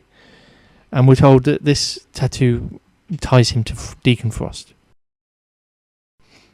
So the other vampires, who knows? The other familiars, who knows who they belong to, you know? I know that we see the other symbols around other locations later, so we could probably deduce who they belong to. But it's not important or super clear. It kind of just paints a picture that there's lots of people around that know about vampires. They all just kind of know about different people, but they don't interrupt that vampire person's business. No. So they won't attack her because they probably recognise she's been bitten by a vampire because of her wounds, but they probably don't know specifically what's happened, so they leave it, you know. Outside, Blade also reveals that Krieger has been transporting blood across the city, so he's a sort of blood runner. He continues to slap him around a bit, but the doctor protests enough that Krieger gets a chance to make a break for it. As he runs past people on the street, they scream and move out of the way of the police officer, who's running for his life with no weapons, but they act completely oblivious to Blade. There's quite a lot of bystanders on the street, you know, a lot of people for him to run through. Think back to the last Marvel Comics film that had bystanders. Like people in the city, just normal people. I guess, Like Avengers, there was barely anybody on the street. Like the first Avengers film, there was quite a few human bystanders. It focused on a lot of their views of things that were going on. But slowly over time, in a lot of comic films lately, you're losing a lot of pedestrians and bystanders and civilians. And maybe that's because it's getting too big, so they want to focus on the big grandeur of it all. But they're not. If you don't see the effect on normal people, it kind of loses some of that perspective. Blade tells off the doctor for not getting with the situation, and she follows him into his car. as he tells her there's no cure for vampirism. She's a blood doctor looking to cure herself, though, so she's going to try. What do you think of this, by the way? The world building and all that. It's another like just give you little bits of information. You know about the familiars, Mm. how they're almost like kettle, almost like they're like groupies, aren't they? They're groupies because they want to be slaves vampires, to an like they're slave extent. like, but it's almost like the vampires are leading them on because they're probably never going to make Yeah, them vampires. Like Like 1 out of every Yeah. 100 is going to but become a they just do vampire. their bidding for them, is it, in the daytime and all, like getting blood and all. It must suck to be them. And we find out as well that the vampire can only the owner can feed on them. So Yeah, no yeah. other vampire will feed on Yeah, them yeah. if they got a mark. Like Well, it's more like, this person works for me. You've just gone and killed them. What you done? yeah, it's like Yeah. he's my It's property. protection to an extent, really. You have to answer to me if you like. Right, later that night, we rejoin Blade, still in his car, and the doctor, and they're on a stakeout. Pun intended. They follow the returning Officer Krieger as he drives speed through the city. This is one of the weirdest piece of editing, because it's like they're driving behind him, and he's talking on the radio, and they've sped up the footage. Because the It looks background look really. odd. Because they're talking normally, but the background is like really. It's all hyperkinetic and weird, and it doesn't seem to have been done for any reason other than it's supposed to feel like they're driving really quickly, but maybe they couldn't get away with driving really quickly anywhere, but they didn't want to do sort of any special background coverage, so they just did whatever. They did this effect to make it look nice or interesting, It just seems out of place. It does seem a bit like. What is going on here with the background? I was like, well, but it's over quite fast, so. Yeah, it doesn't. I mean, Yeah. it doesn't bring it down as a overall film, but it's just a bit odd. He arrives at a nightclub, what looks to be a nightclub. Whatever it is, it's been filled with the most Asian actors anybody can get in one place at one time. Loads of really old Asian guys in there. The act on stage is the delightfully stereotypical J-rap group. J-rap, possibly. Oh yeah. They're sort of just kind of talking over music in rhythm, but they're not really rapping as far as I can tell. There's no subtitles for them. We don't need it. And they're an act of a group of young women dressed in schoolgirl outfits. Not Japanese schoolgirl outfits, just schoolgirl outfits in But I general. think that's more just stereotyping the clientele, isn't it? Yeah, to an extent, but it's like it's just like it's more like I don't know. It feels uncomfortable to an extent, and they're just slightly too short skirts, slightly uncomfortable to watch, sort of thing.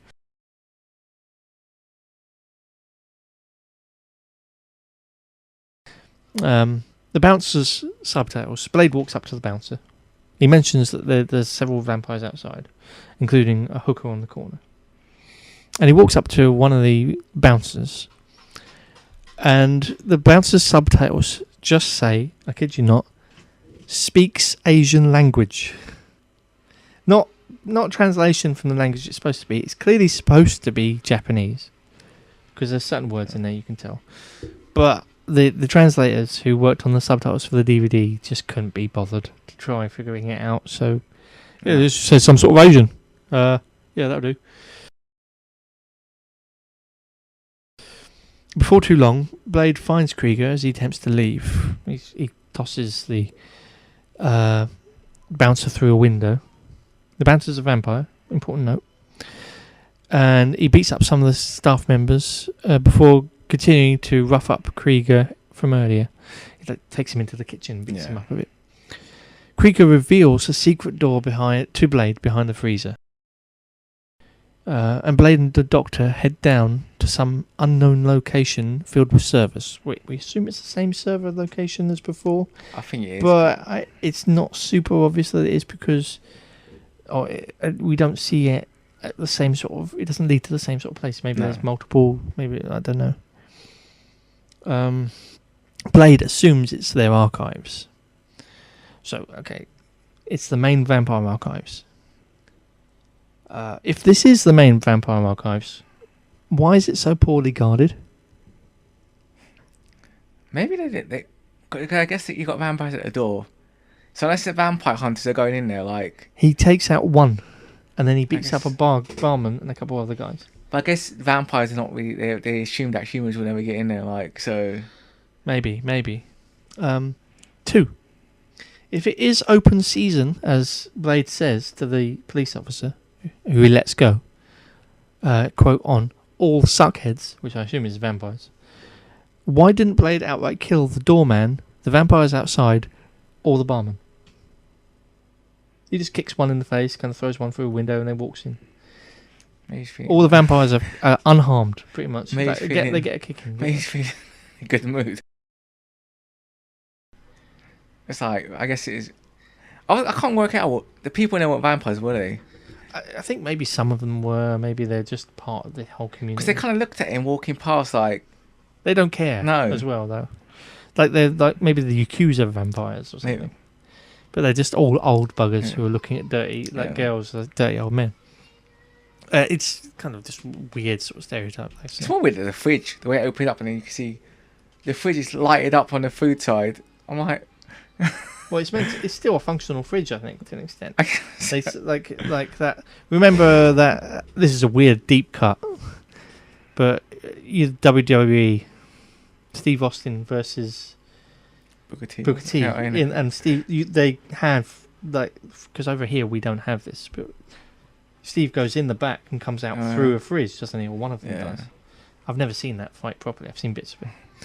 So, it's entirely reasonable that it would be working to an extent. Maybe, it's a functional sort of chill room. Anyway. And if anybody knows how American industrial fridges work, please let us know. We return back to... Let's go back to Blade. We arrive at a rooftop party in New York. Rubber ducks bob around the pool and everyone is having a sucky time. Oh yeah, a lot of sucky time. Yeah, thank you. Because, vampires. Anyway, we find Deacon in his bedroom. Topless, with the top button of his jeans open for some reason. Like it's clearly like a photo shoot shot, like him sitting in front of the computer.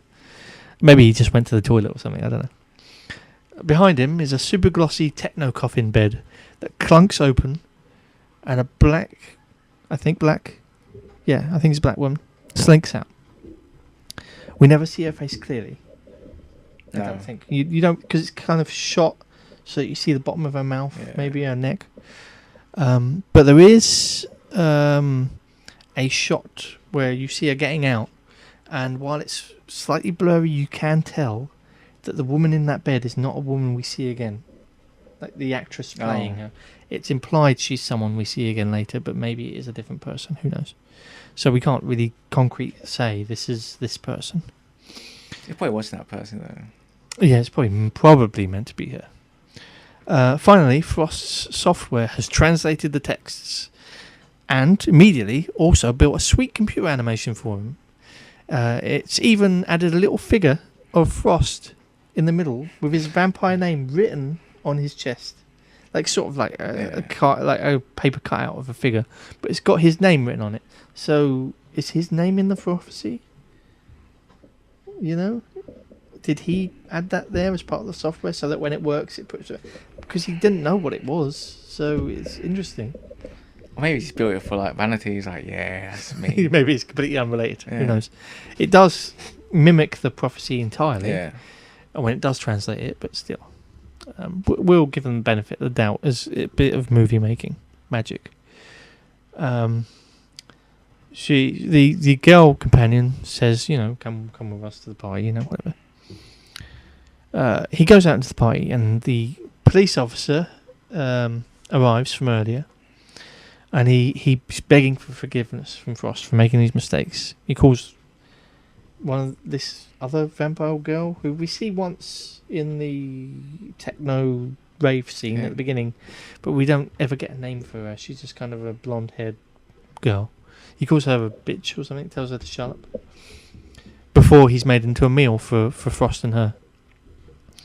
Back at the Cloud, Blade walks in on Pearl.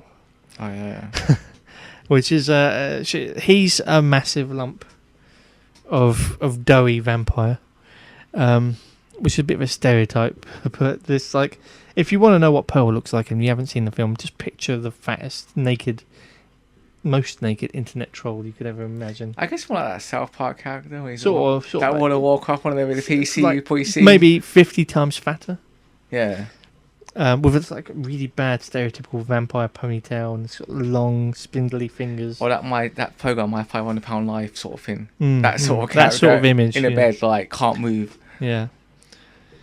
Blade lets the Doctor torture Pearl with a UV light for information. Then, when they finally have what they want, she decides to burn Pearl to a crisp anyway. Yep. Online, Pearl is considered to be dead in many websites. I did research into the characters. We don't actually see him though, do you? But Pearl's still talking or making noises after they finish with her. Or him, sorry. So it's not super clear for because he's not definitely in that film. We will not think he's definitely dead because obviously you see a vampire at the beginning, but almost like in the same state. He doesn't dissolve or anything. He's just really badly scarred.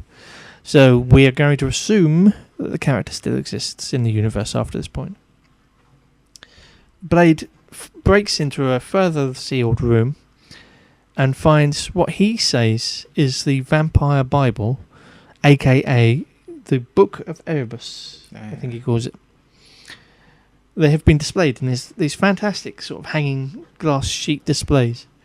And as Blade views the room, the pair hear movement around. This turns out to be a little girl who we see for a split second at Deacon's party early. She's playing PlayStation or something. I'm not sure what game it is. Did you manage to spot? No, I can't. It's probably something notable. Maybe it's a game made for the film, though. Blade attempts to talk to her, but she quickly turns into the miniature martial arts badass. He takes her down within a few seconds, though, and she's never seen again. No. It's like it's weird. She pops up and then she just vanishes from the film. Probably dead. It's just a backhand around the face, and she's gone. I love the way he backhanded her. Oh yes. It's like. Blade takes her down very quickly, and she's never seen again. A bigger fight breaks out when all of Deacon's friends turn up. Eventually, they pin Blade to a post in the room. As one of the vampires picks up his sword, only to have the trigger appear and slice off his hand. They all laugh at their vampire mate for losing his hand, but we get our first sort of payoff to that sword thing. But it's also doing the Chekhov's gun of kind of reminding us what the sword can do, the tricks there. Quinn takes some of Blade's silver stakes, and we find out that they are proper, like traditional stakes, but they're made of silver, and stabs Blade in one shoulder. Before we can stab Blade in the other shoulder, our Daywalker hero starts to chuckle. Before we see he's got an earpiece in.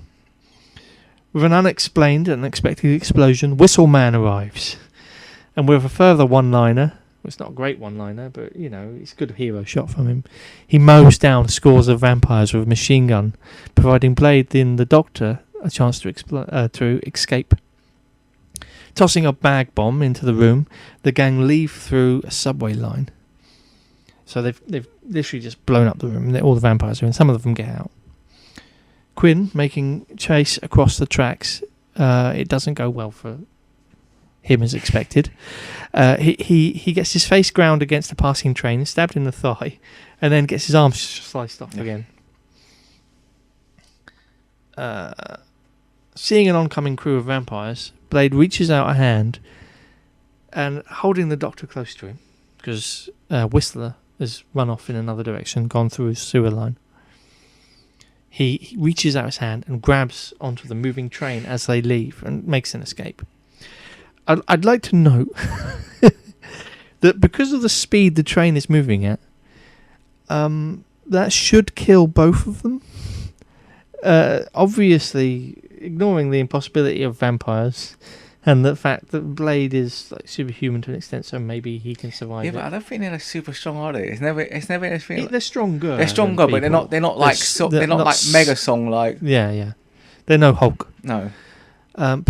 Blade clearly should be maybe able to survive, considering we don't know the full gamut of his powers. But the Doctor, who he's holding on to, either her neck should be broken instantly from the sudden jolt backwards, or all of her internal organs suddenly be ripped about inside of her. It's impressive that she survives and is less harmed than Blade is at But the end of she's this. turned into a vampire, I guess. Maybe Maybe. we're giving some sort of benefit of the doubt for her as well. Then, it's revealed he's got a dislocated shoulder, so she gives a role reversal from earlier, and she pops his shoulder back into place. We're over here, back at home base. After we see Blade inject himself with serum on the train, Blade mentions that he's different. Yeah. He's not a vampire. I want to note before we go on, Blade injects himself unrestrained with serum. It didn't have the same effect either as before. Like No violent convulsing. it kind of had. You could see a bit of like. He's acting like it's happening. But to it's him. not. It wasn't as before. He's sitting there shaking like. Not as energetic. It's not like he needed to be restrained. So that's again a bit of inconsistency there. Anyway, we're back at home base, and Whistles gives us a bit of Blade backstory. So Whistle tells us that he found Blade feeding on the homeless and almost mistook him for a real vampire, but instead took him in and looked after him, trained him. I wonder who trained Blade in martial arts, because it wasn't Whistler. But then Whistler sits down and tells us the story of his family, his 2 children, and the vampire that came to visit one night. It's a good scene.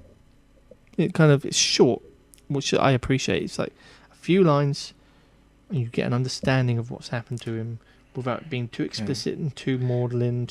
We also find out Blade ages but slower. Yeah, no, he ages normal speed. Is it all normal speed? Vampires age. Oh yes, slower, we find out. So we find Blade ages at normal speed. But the scene doesn't overstay its welcome, and it's filled with pathos. I think so. It's good.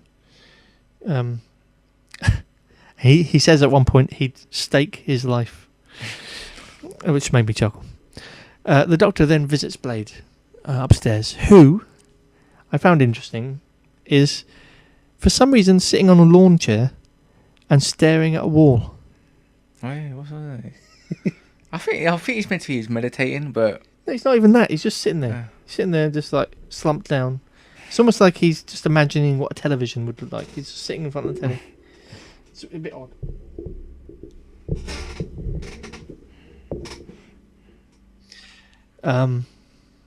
Maybe he does this to relax. She says he says she doesn't understand what it's like to be him, and every time he kills a vampire he gets a bit of his life back. But he's always been this, so I don't know what he's on about. Anyway, she's trying to make he doesn't remember his mother to begin with. She's trying to humanize him, I guess, and he's like it's sort of it's more like they have different views on that. Back at Deacon's pad, Quinn freaks out at the gang's failure to capture Blade because Deacon wants Blade alive. May I point out that's something that's cropped up since the translation. Deacon needs Blade alive. Deacon cuts him off, tells him off for overreacting, and then calms him down. Explains to an extent what he wants, but just that he wants him alive. We phase into the next scene immediately. Deacon and his girlfriend, one of his girlfriends, are covering each other, kissing and covering each other in a creamy substance. It looks to be sunblock. We assume it's sunblock because of what happens next. They've got Udo Kier. They've captured him, and he's as dishevelled as can be. They take him out into the open and rip out his fangs as Deacon kind of mocks him and talks about the future and stuff. And while covered in sunblock and many layers of protective clothing, they watch as the sunrise ignites the vampire's skin and burns away his flesh. And he explodes in a very lovely little pop. It's just like... yeah. The visual effects are okay in that vampire dissolving. Sort of like it probably the standout visual effects for the film at that time. Like the fact you can see the actors there and you can see the sort of CGIs going on, and it blends relatively well, but it has still, like all the other effects, aged quite a lot. I think Udo Kier's performance as a man who's burning to death and his skin's being frayed off by the sunlight, it kind of sells it a bit, you know. His screams are really convincing. It's not just a man screaming. It's like he's taking moments to breathe and scream over and over again. You know, it's quite a good, for a man dying, performance. Or vampire dying. He knows his vampires, Udo Kier. We leave the segment with Frost. I didn't like this. I don't understand the sunblock there. How's it stopping from... Yeah, we'll get to that. We'll get to that. I have questions about that as well. We leave the segment with Frost's arrival at the black table from we saw earlier. He tosses the older vampire's fangs onto the table and says that he needs 12 volunteers. Oh, yeah. Any other thoughts on that? The segment with... It's alright apart from the... There's a lot of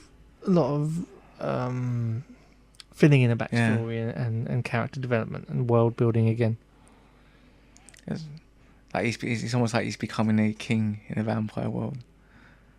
he wishes anyway. Well, but because the other vampires seem a bit scared of him as well, especially when she's pulling his teeth, like almost timid. Yeah.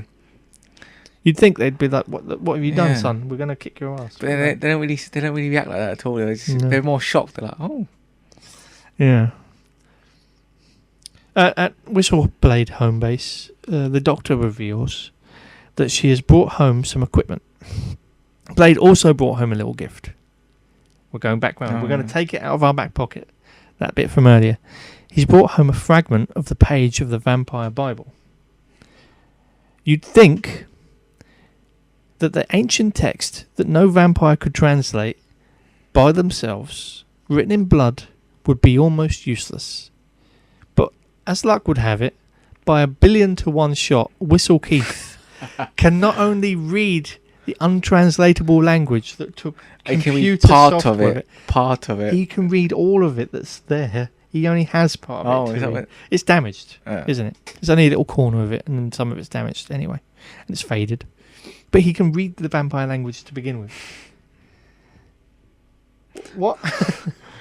Like, this is probably the biggest plot hole in there. It's like all these vampires who have been around thousands of years can't read the very thing. Just a random old guy who probably has no interest in the language. Maybe he's researched, but I doubt they gave him access to their archives so he could learn the language.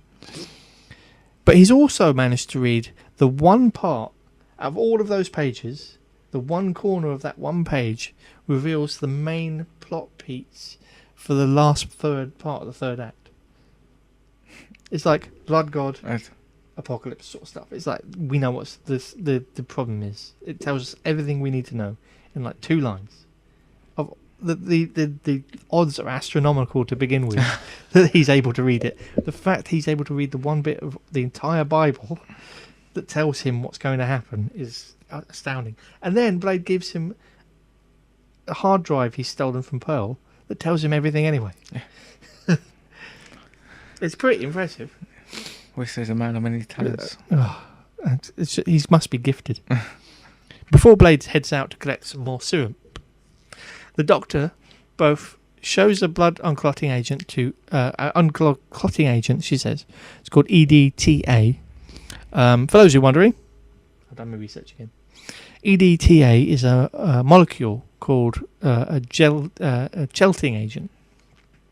A gelting agent is a claw-like substance that can grab and stick to other molecules. Oh. Think of it as kind of a molecule that's kind of like Velcro. No. That gives you an idea. Some types of EDTA stick to calcium, other types stick to metals such as lead, for example. People take EDTA as it's sometimes prescribed by doctors to clean toxic metals such as lead and things like that from blood. So lead poisoning treats that. Doctors have also used the molecule for decades to treat heavy metal poisoning, and in those cases it's given through IV. So it gives you sort of an idea of what it does. It's like, essentially it's cancer fighting medicine. Somehow it makes vampire blood explode. No idea. No idea why. doesn't make sense. But still, it's an effect. We know it's an upgrade for Blade. Yes. She also takes a sample of Blade's blood for helping to find a cure. Blade and Dr. Koff. Sorry, let's go back. I'm editing that out. Blade and the Doctor watch as Whistle coughs as he works with some of his tools. Blade revealing that he has cancer. The cancer thing never comes up again. No relevance whatsoever. You could just have a cold. It doesn't really cough that much either. No. That's the only time you've seen him cough. It kind of explains why he's so reckless while filling the car, and why he's smoking so much, all that, and why he doesn't care about that he's fighting the vampires. It's no worry to him that he's at risk to his life. But it doesn't really have an effect on the plot. No. So it seems like a pointless piece of information you're given. And if you want pathos, then the story about his family is enough to explain everything, really. Not long after the Doctor checking her wounds is interrupted by Whistler, who, checking her over, reveals she has about 2 days left. Cut to Blade, taking a stroll through Chinatown. So we're establishing probably that he goes to Chinatown to a Chinese herbal medicine place. All the time. That's why he's going to get his serum. Which kind of flies in the face of the idea of them tracking migrations and travelling a lot. But, okay. He's called over to a park nearby by day-walking Deacon, thanks to the help of Factor 2000 sunblock. How it is that the sun doesn't burn out his eyes or the inside of his mouth. Or his hair, because his hair's got nothing. His hair, I don't know, but okay. He doesn't have smouldering eye sockets. Fine, whatever. While holding a small girl hostage, Deacon and Blade have a fun sort of back and forth. Blade speaks some vampire language at Deacon, which shows he knows a bit of the language. And Deacon tries to convince Blade to go with him with no violence because he needs Blade. This goes as well as you'd expect, as Blade pulls a gun almost immediately out and starts firing shots at Deacon while he's holding a hostage. Deacon then tosses a small girl as hard as possible directly into a hot dog cart, which explodes. There's no way she survived that. I don't care. She hits the concrete and lands in the middle of the road with maybe a couple of cuts in the back. And her head is all messy. There's a couple bits of glass in her hair. Like, she's the true star of this scene. Like, how does she survive? I'd have no idea. Deacon makes a break for it, but as Blade goes to shoot him, the girl is seen in oncoming traffic, people screaming, so Blade goes and saves her. There were other people closer to this little girl who could have saved her, but they're just too busy screaming to do anything. I mean, obviously Blade has to have his hero moment, and for the point of the narrative, we know why this is happening, but, get your act together, people. Help, it's a little girl. So he picks her up, puts her at the side of the road, and just says, "Go home." After everything she's just been through, he just tells her to go home. She's in the middle of nowhere. She doesn't have any parents she's acting nearby. so calm as well, isn't she? She's just she's probably got brain injuries. She may have internal bleeding, but fine. Just go home. It's fine. You'll be fine. I'm sure she's fine. It's fine. It's fine. It's fine. This is fine. She survived. It's fine. Again, impressive number of extras in this scene as well. Like there's people everywhere. This is a scene where Deacon points out all the humans around him and says, they're cattle and stuff. This is really cementing his views on the human race. What do you think of all this? Like, it's a good scene between the two characters. It's a good scene, but I feel like it could be done maybe of a night time. Maybe you could get away with it at night. Because the Factor 2000 stuff is like, what is going on here? Like, I think there's just re-cementing. But why not? Why not other vampires doing it as well? Deacon feels like there's more humans around, so maybe he can use them as hostages. Maybe. Again, it justifies the hostage and the not wanting to get into a fight because there's less people around. Blade is even more likely to shoot him. So I'm not too against that, and it's an interesting visual. I think it's supposed to be like you're supposed to go. Wait a minute, he's able to just stand around anywhere. But obviously, we see that earlier. It's cemented with him killing the other vampire earlier on. Maybe he just left the sunblock on and thought, I've got a bit more time on this, so maybe I'll go and talk to Blade.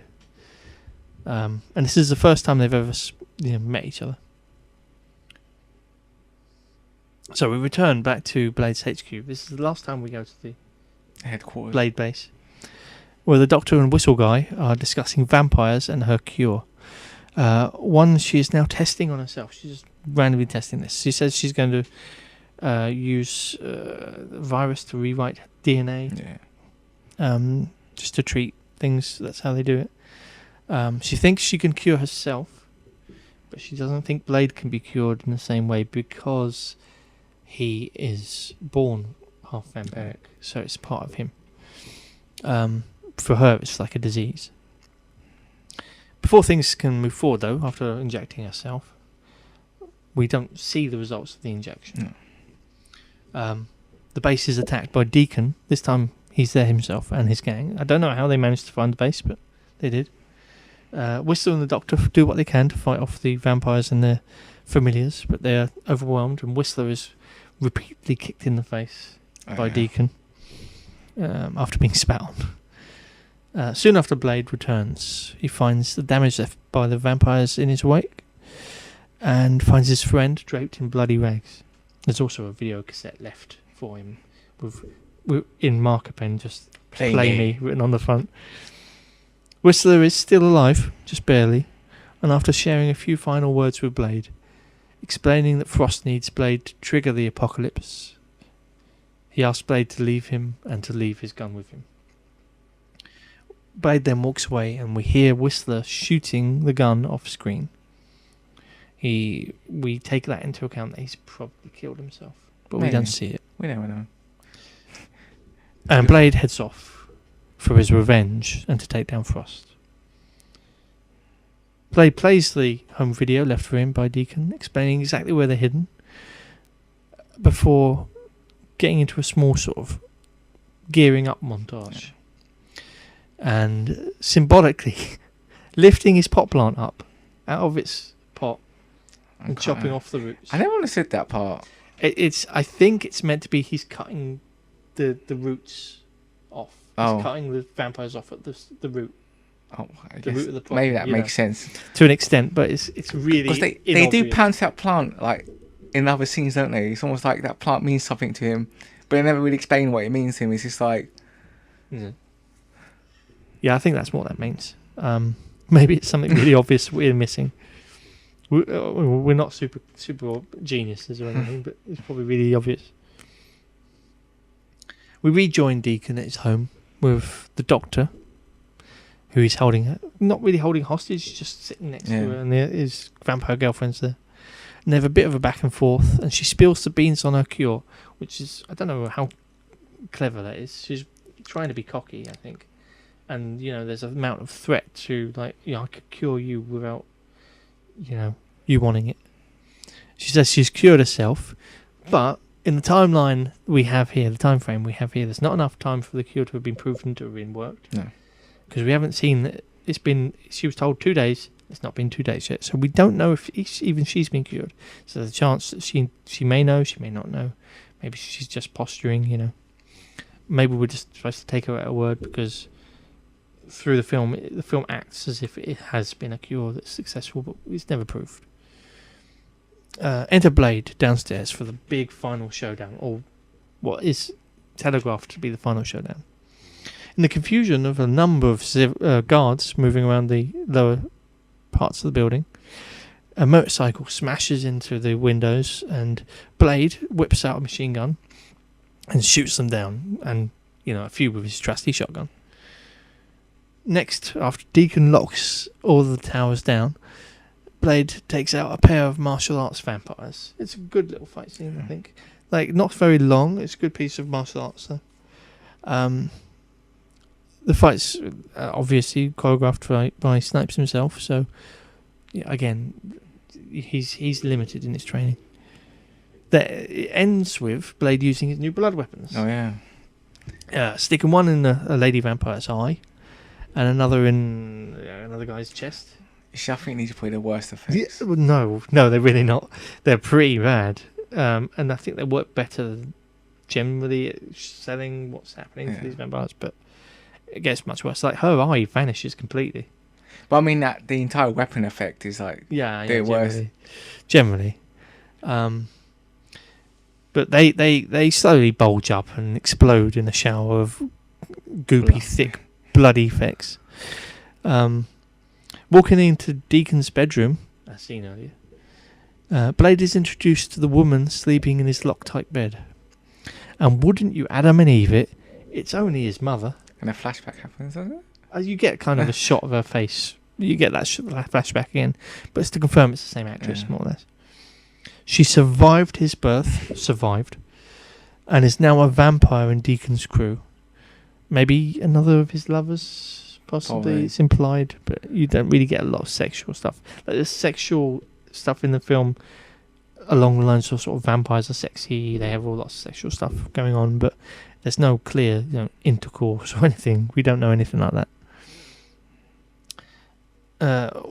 While Deacon in the film reveals himself to be the vampire who bit his mother all along, what's the chances? We also get Blade's name. We officially hear Blade's name, Eric, which isn't quite what you'd picture when you see that guy. No. Look at him. He's Eric. so cool. Eric is here. Eric's coming to kill us all. Note here that while the Deacon vampire bite reveal feels a bit, cliche and heavy-handed, it's actually lifted directly from the comics. The Deacon character in the comics is the vampire who sires Blade's sort of as a half vampire by biting his mother while she's pregnant. So it's true to the comics still. What do you think of the reveal, though? That's like, it kind of makes sense in a way. I guess it gives, and it makes Blade like sort of drop his guard for like a second because he's caught by surprise because he doesn't even know himself. It's interesting that they don't reveal that she's there at all until that point. You get that hint from earlier, but again, she's clearly played by a different actress, so it's like you wouldn't know until then. After arriving, Blade is tackled down. He's knocked out, and he awakes in a sort of big cuboid sort of prison room or prison transport. Maybe it's a metal container or something like that. But it looks a bit. He's with the doctor. He mentions he's getting sick and he needs a serum. And he says he's finally maybe interested in taking that cure of hers. But she explains in this scene the downsides of the cure, which is he'll lose his healing and his powers. After he'll be normal, he'll be human, completely human, she says. After arriving, Blade is dragged into the temple, which is quite an impressive set, actually. Yeah. It's like well built, large set piece. Deacon has also brought along all the pureblood vampires he can find, who are still acting as though he's utterly terrifying to them, inexplicably. As Blade slips into a distant thirst-induced state, Deacon takes out what he thinks is Blade's serum.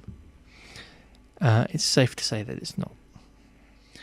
Mocking Blade and dancing past Blade's attempt to trick him into taking some for himself, Deacon tosses the whole serum satchel belt. It's like they will slot into a little belt. It tosses off the edge of the temple chamber, and it flies across the wall and lodges, as you say, perfectly into a crack in the wall. Deacon has Blade taken away by the purebloods taken downstairs for their parts in the ritual. Meanwhile, he and Quinn take the doctor to an ominous pit in the temple. After tossing her in, she finds inside an old friend. It's our old mate Curtis, the coroner from the morgue earlier.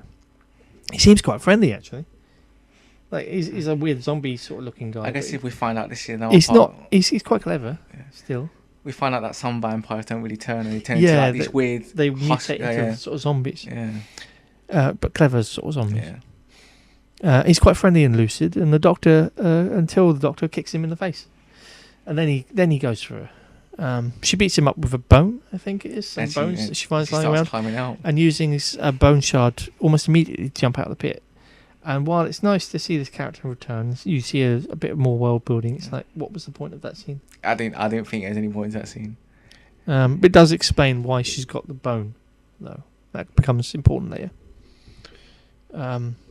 Meanwhile, back upstairs, Blade's mother, in what slowly becomes a more and more suggestively incestuous strip of Blade's clothes, has him mounted into an action figure mould. That part was really weird to me. I'm like, because the way they filmed it as well, it's like she's cutting his top off, like it's meant to be a bit intimate. Yeah. She pops him into an action figure mould and gets very close, too close. The box is closed around him, slicing into Blade's wrists and draining him over the temple chamber. Even further below, Deacon's blonde vampire girlfriend arranges the purebloods around the room, eventually losing her temper and killing one, as she does. Wait a moment, didn't they need exactly 12? Yeah, wow. Yeah, that's what he says. I need 12 volunteers. You'd think that they would want them all. They must have spares. Spare supplies. I've got some spare vampire lords in the back, don't worry. She then gives a terrible performance. You can see why she isn't allowed to talk too much, because she's not a great actor. So acting to the remaining show. ones. Yeah. She's got a look to her. The now free Doctor clambers up to free Blade. As all seems lost, she offers her neck to Blade and convinces him to feed on her blood. As CGI blood leaks down the walls onto the faces of the purebloods below, and clouds form quickly outside, Blade feeds on the Doctor in a shot that's very almost sexually suggestive, almost imitates sexual intercourse, sort of in its motions and the shooting of it and everything. These all seem to happen at the same time. Right as drums pound, reaching a crescendo, Blade finishes his feeding, and Deacon is hit with a drop of blood on his forehead as he stands in the middle of the room. Then suddenly you get a shot, for some reason, of Blade in slow motion. It's been slowed down, and it sounds all like it's obvious it's been slowed down. Suddenly, after asking how it was, his mother arrives and lunges to attack him for no reason. She's become like... She's just, I'm going to kill you. Oh. At the same time, at the same instance, lightning strikes the top of the building, running down the chamber and into the vampires below. A heated vampire scratch fight takes place between Blade and his mother upstairs, with Blade eventually pinning her to the wall and stabbing her with the bone that the Doctor grabbed from earlier. I must release you, he says. The vampires suddenly have little winged skeletons come out of their mouths. And not only that, you see their own skeletons open, their mouths open. You see them dissolving, their skeletons dissolving, and the skeletons inside the skeletons climb out and fly around the room, which is weird. It's different. It's almost like that mummy scene, isn't it? I think where the ghost passing through all the bodies, yeah. As Blade's mother dies, Deacon is overcome with the vampire scally souls, as we'll call them, his eyes turning blood red. Silence. Until Blade, leaping from the temple high above, lands in the centre to finally bring us our final fight. First up is Quinn, who, looking to redeem himself against Blade for his repeated arse-kickings, is swiftly decapitated with a hidden razor wire. So, should we quiet F for Quinn, the incompetent... You got to remember the glasses. Yes, yes. Quinn had been wearing Blade's glasses this whole time. They swiftly drift into the air with the decapitation of his head, I suppose, and Blade catches them in his right hand, slipping them gently onto his eyes, face, whichever way you want to put it, and getting into a techno fight with the rest of the vampires. It's a good little, again, another fun little vampire fight scene. There's a good few vampires here. A bit clunky. Again, there's a bit where Blade, like the first vampire, just leaps at him, and Blade just lifts his leg up and kicks him out of the middle of the air. And then he kind of does a sort of sweep And the second vampire just kind of falls on Wesley Snipes. And they recover relatively well, but you can tell it's a bit clunky. They aren't professional. Like, it's not taken. They've not taken their time over several months to train her for it. There's a notable part in this where Blade grabs one vampire by the throat, rips the throat out with his bare hands, and then chucks it into another vampire's face. Which is, I don't think anybody's ever seen in cinema before. Correct me if I'm wrong. At the same time, Frost's girlfriend takes on the Doctor, but is easily defeated with some mace to the mouth. Her head explodes, I think. This is where we enter the final boss. The Frosty Blood God Blade sword fight. It's a serviceable sword fight, I'd say. I think we go for a bit longer, but... Yeah, it's really short. It's really short. Like, this is some sort of god, and he's done in about 2 minutes. Blade slices him up a few times, but loads of really the worst CGI in the entire film kind of stitches him back together again. He's like, I'm something else now. You know. At one point, Frost runs at the camera until the footage swaps the blood stain on his face from one side of his head to the other. Right. I didn't notice that, actually. Yeah, that happens. But there's a definite sort of mistake in the shooting, and the blood goes from there to there, and then back to there again. For those looking, I'm putting my hand on my left and then my right side of my face. You can't see me, obviously. Swiftly using his sword and its timed trick handle to retrieve his exploding serum, he tosses it overhead, backwards, into the crack in the wall where the serum landed. So there's one payoff. The serum lands, and there's a payoff to that.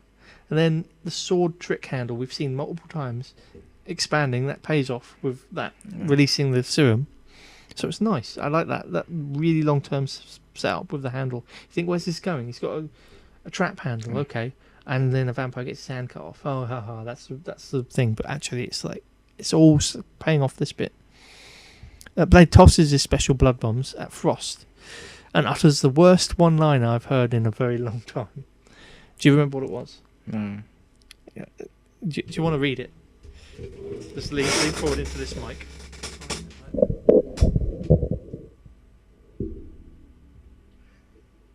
Some motherfucking way to get you. I skill. Okay. Some motherfuckers always got to be trying to ice skate uphill. I'll say that again. Some motherfuckers always got to be trying to ice skate uphill. What does that even mean? Maybe. Is it what? Maybe because people trying to skate uphill are dumb. Maybe he's trying to say. Bloody hell. Anyway, Deacon blows up. He gets loads of these things in his face and his body, and he just explodes like the other vampires earlier, and it's all done. We can all go home for tea. So Blade and the Doctor just choose to leave. Like nothing happened. Like nothing happened. What do you think of this final fight, this final big scene with the Blood God and the Apocalypse starting? It's alright, but I feel like it should have been more sword fighting. I guess that was a bit over quite fast. Yeah, we take into account that when it was shot. I guess, yeah. Affects it, and the budget affects it a bit as well. It does feel like it could have been longer or more grand. Yeah. I think we've become so used to much bigger sort of set pieces and villains and stuff. That, you know, this is... Back then, it was probably much bigger feeling compared to everything else we'd seen. Anyway, time for the epilogue. As Blade and the Doctor climb out of the new... to a new and windy dawn in LA, New York. I think we'll call it LA, New York from now on. Blade lets the Doctor know he's going to forego her cure and asks her instead to improve his serum. He says he's got work to do.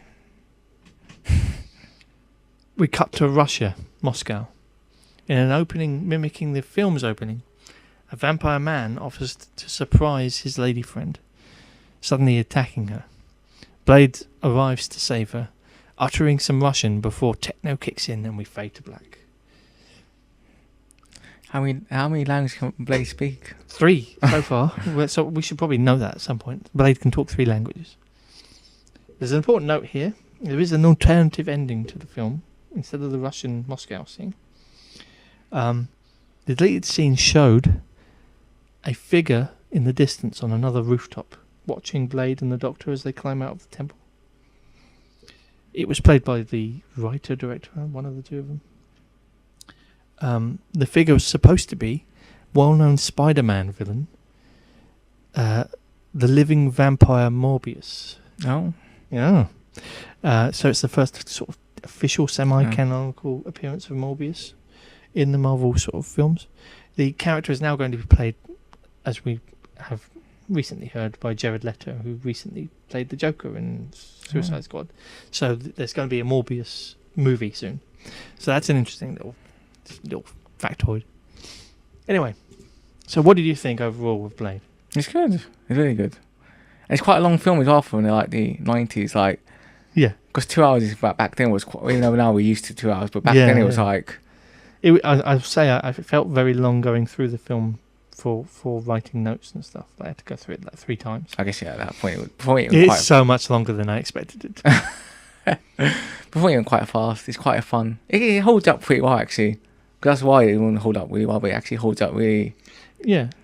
If you ignore the visual effects aging quite badly, the introduction of all the bits of information, the world building, like the backstory stuff, it's all done when it comes to writing really, really well. The pacing, it's all pretty. Like there are little bits, like I say, the stuff with the Bible and Whistler's ability to read it with no reason, and like the bit with Blade turning up at the hospital, the morgue. It's part. But I guess you get that most. Yeah, you can explain why. You can understand why these things have happened. But it's much better than people probably give it credit for being. If it had more money, or if it had been filmed later, would it have been a better film? It almost feels like it's because of its cheaper budget. Yeah. It's a bit more scrappy, so it can do a bit better. And it's the first of its kind, really, so it can do what it wants. And plus, you got to think it was in the 90s, isn't it? At its point. Well, it's the very end of the 90s, but yeah. I mean, could we argue that? I mean, I assume you've seen both Spider-Man and X-Men. Yeah. Like, I would say maybe it ages better than X-Men. Probably I would have to watch X-Men again. I've not watched that now. Are you putting yourself down for watching X-Men when I get around to the X-Men franchise? But I'm saying I've not watched that for a long time, so I can't really remember the effect. I can remember the storyline probably better than I could remember Blade, but they are far more PG, far more family-friendly sort of films. I think Spider-Man's probably a better film. Maybe. But for what it's doing, it's its own sort of niche, its own kind, and it's an interesting film to go back to. Yeah. So we should quickly look at the key timeline points before we insert them into the timeline. We eventually, once this pilot series is done, we're going to have a physical timeline or digital timeline on a website somewhere. So feel free to keep an eye out for that. We're going to add slowly to the timeline. But for this film, timeline points are 1967, exact date unknown. Blade is born by C-section after his mother was bitten. 22nd of August 1998, day after the release of the film. Blade raids the Blood Rave. Later that night, Dr. Karen Jensen and Curtis are bitten by the reanimated vampire Quinn. Blade rescues Karen Jensen from the hospital, and she's treated for vampire bite by Blade's friend Whistler. 23rd of August, 1998, Blade and Karen Jensen enter an unnamed nightclub, finding the pages from the Vampire Bible. With Whistler's help, they escape with plans for an unknown ritual, having destroyed multiple religious vampire artifacts, including the bulk of the pages from the Book of Erebus. On the 24th of August 1998, the morning of the 24th sees Deacon Frost murder fellow vampire Gitano via extreme sun exposure. And Blade's mentor Whistler is killed, seemingly, after Dr. Karen Jensen tests a possible vampire cure on herself. The cure is not yet recorded as being successful. 25th of August 1998, Deacon Frost successfully manages to resurrect the vampire god La Magra. We didn't mention its name earlier, but that's its name. But is killed by Blade before this can have an impact on the greater population at large.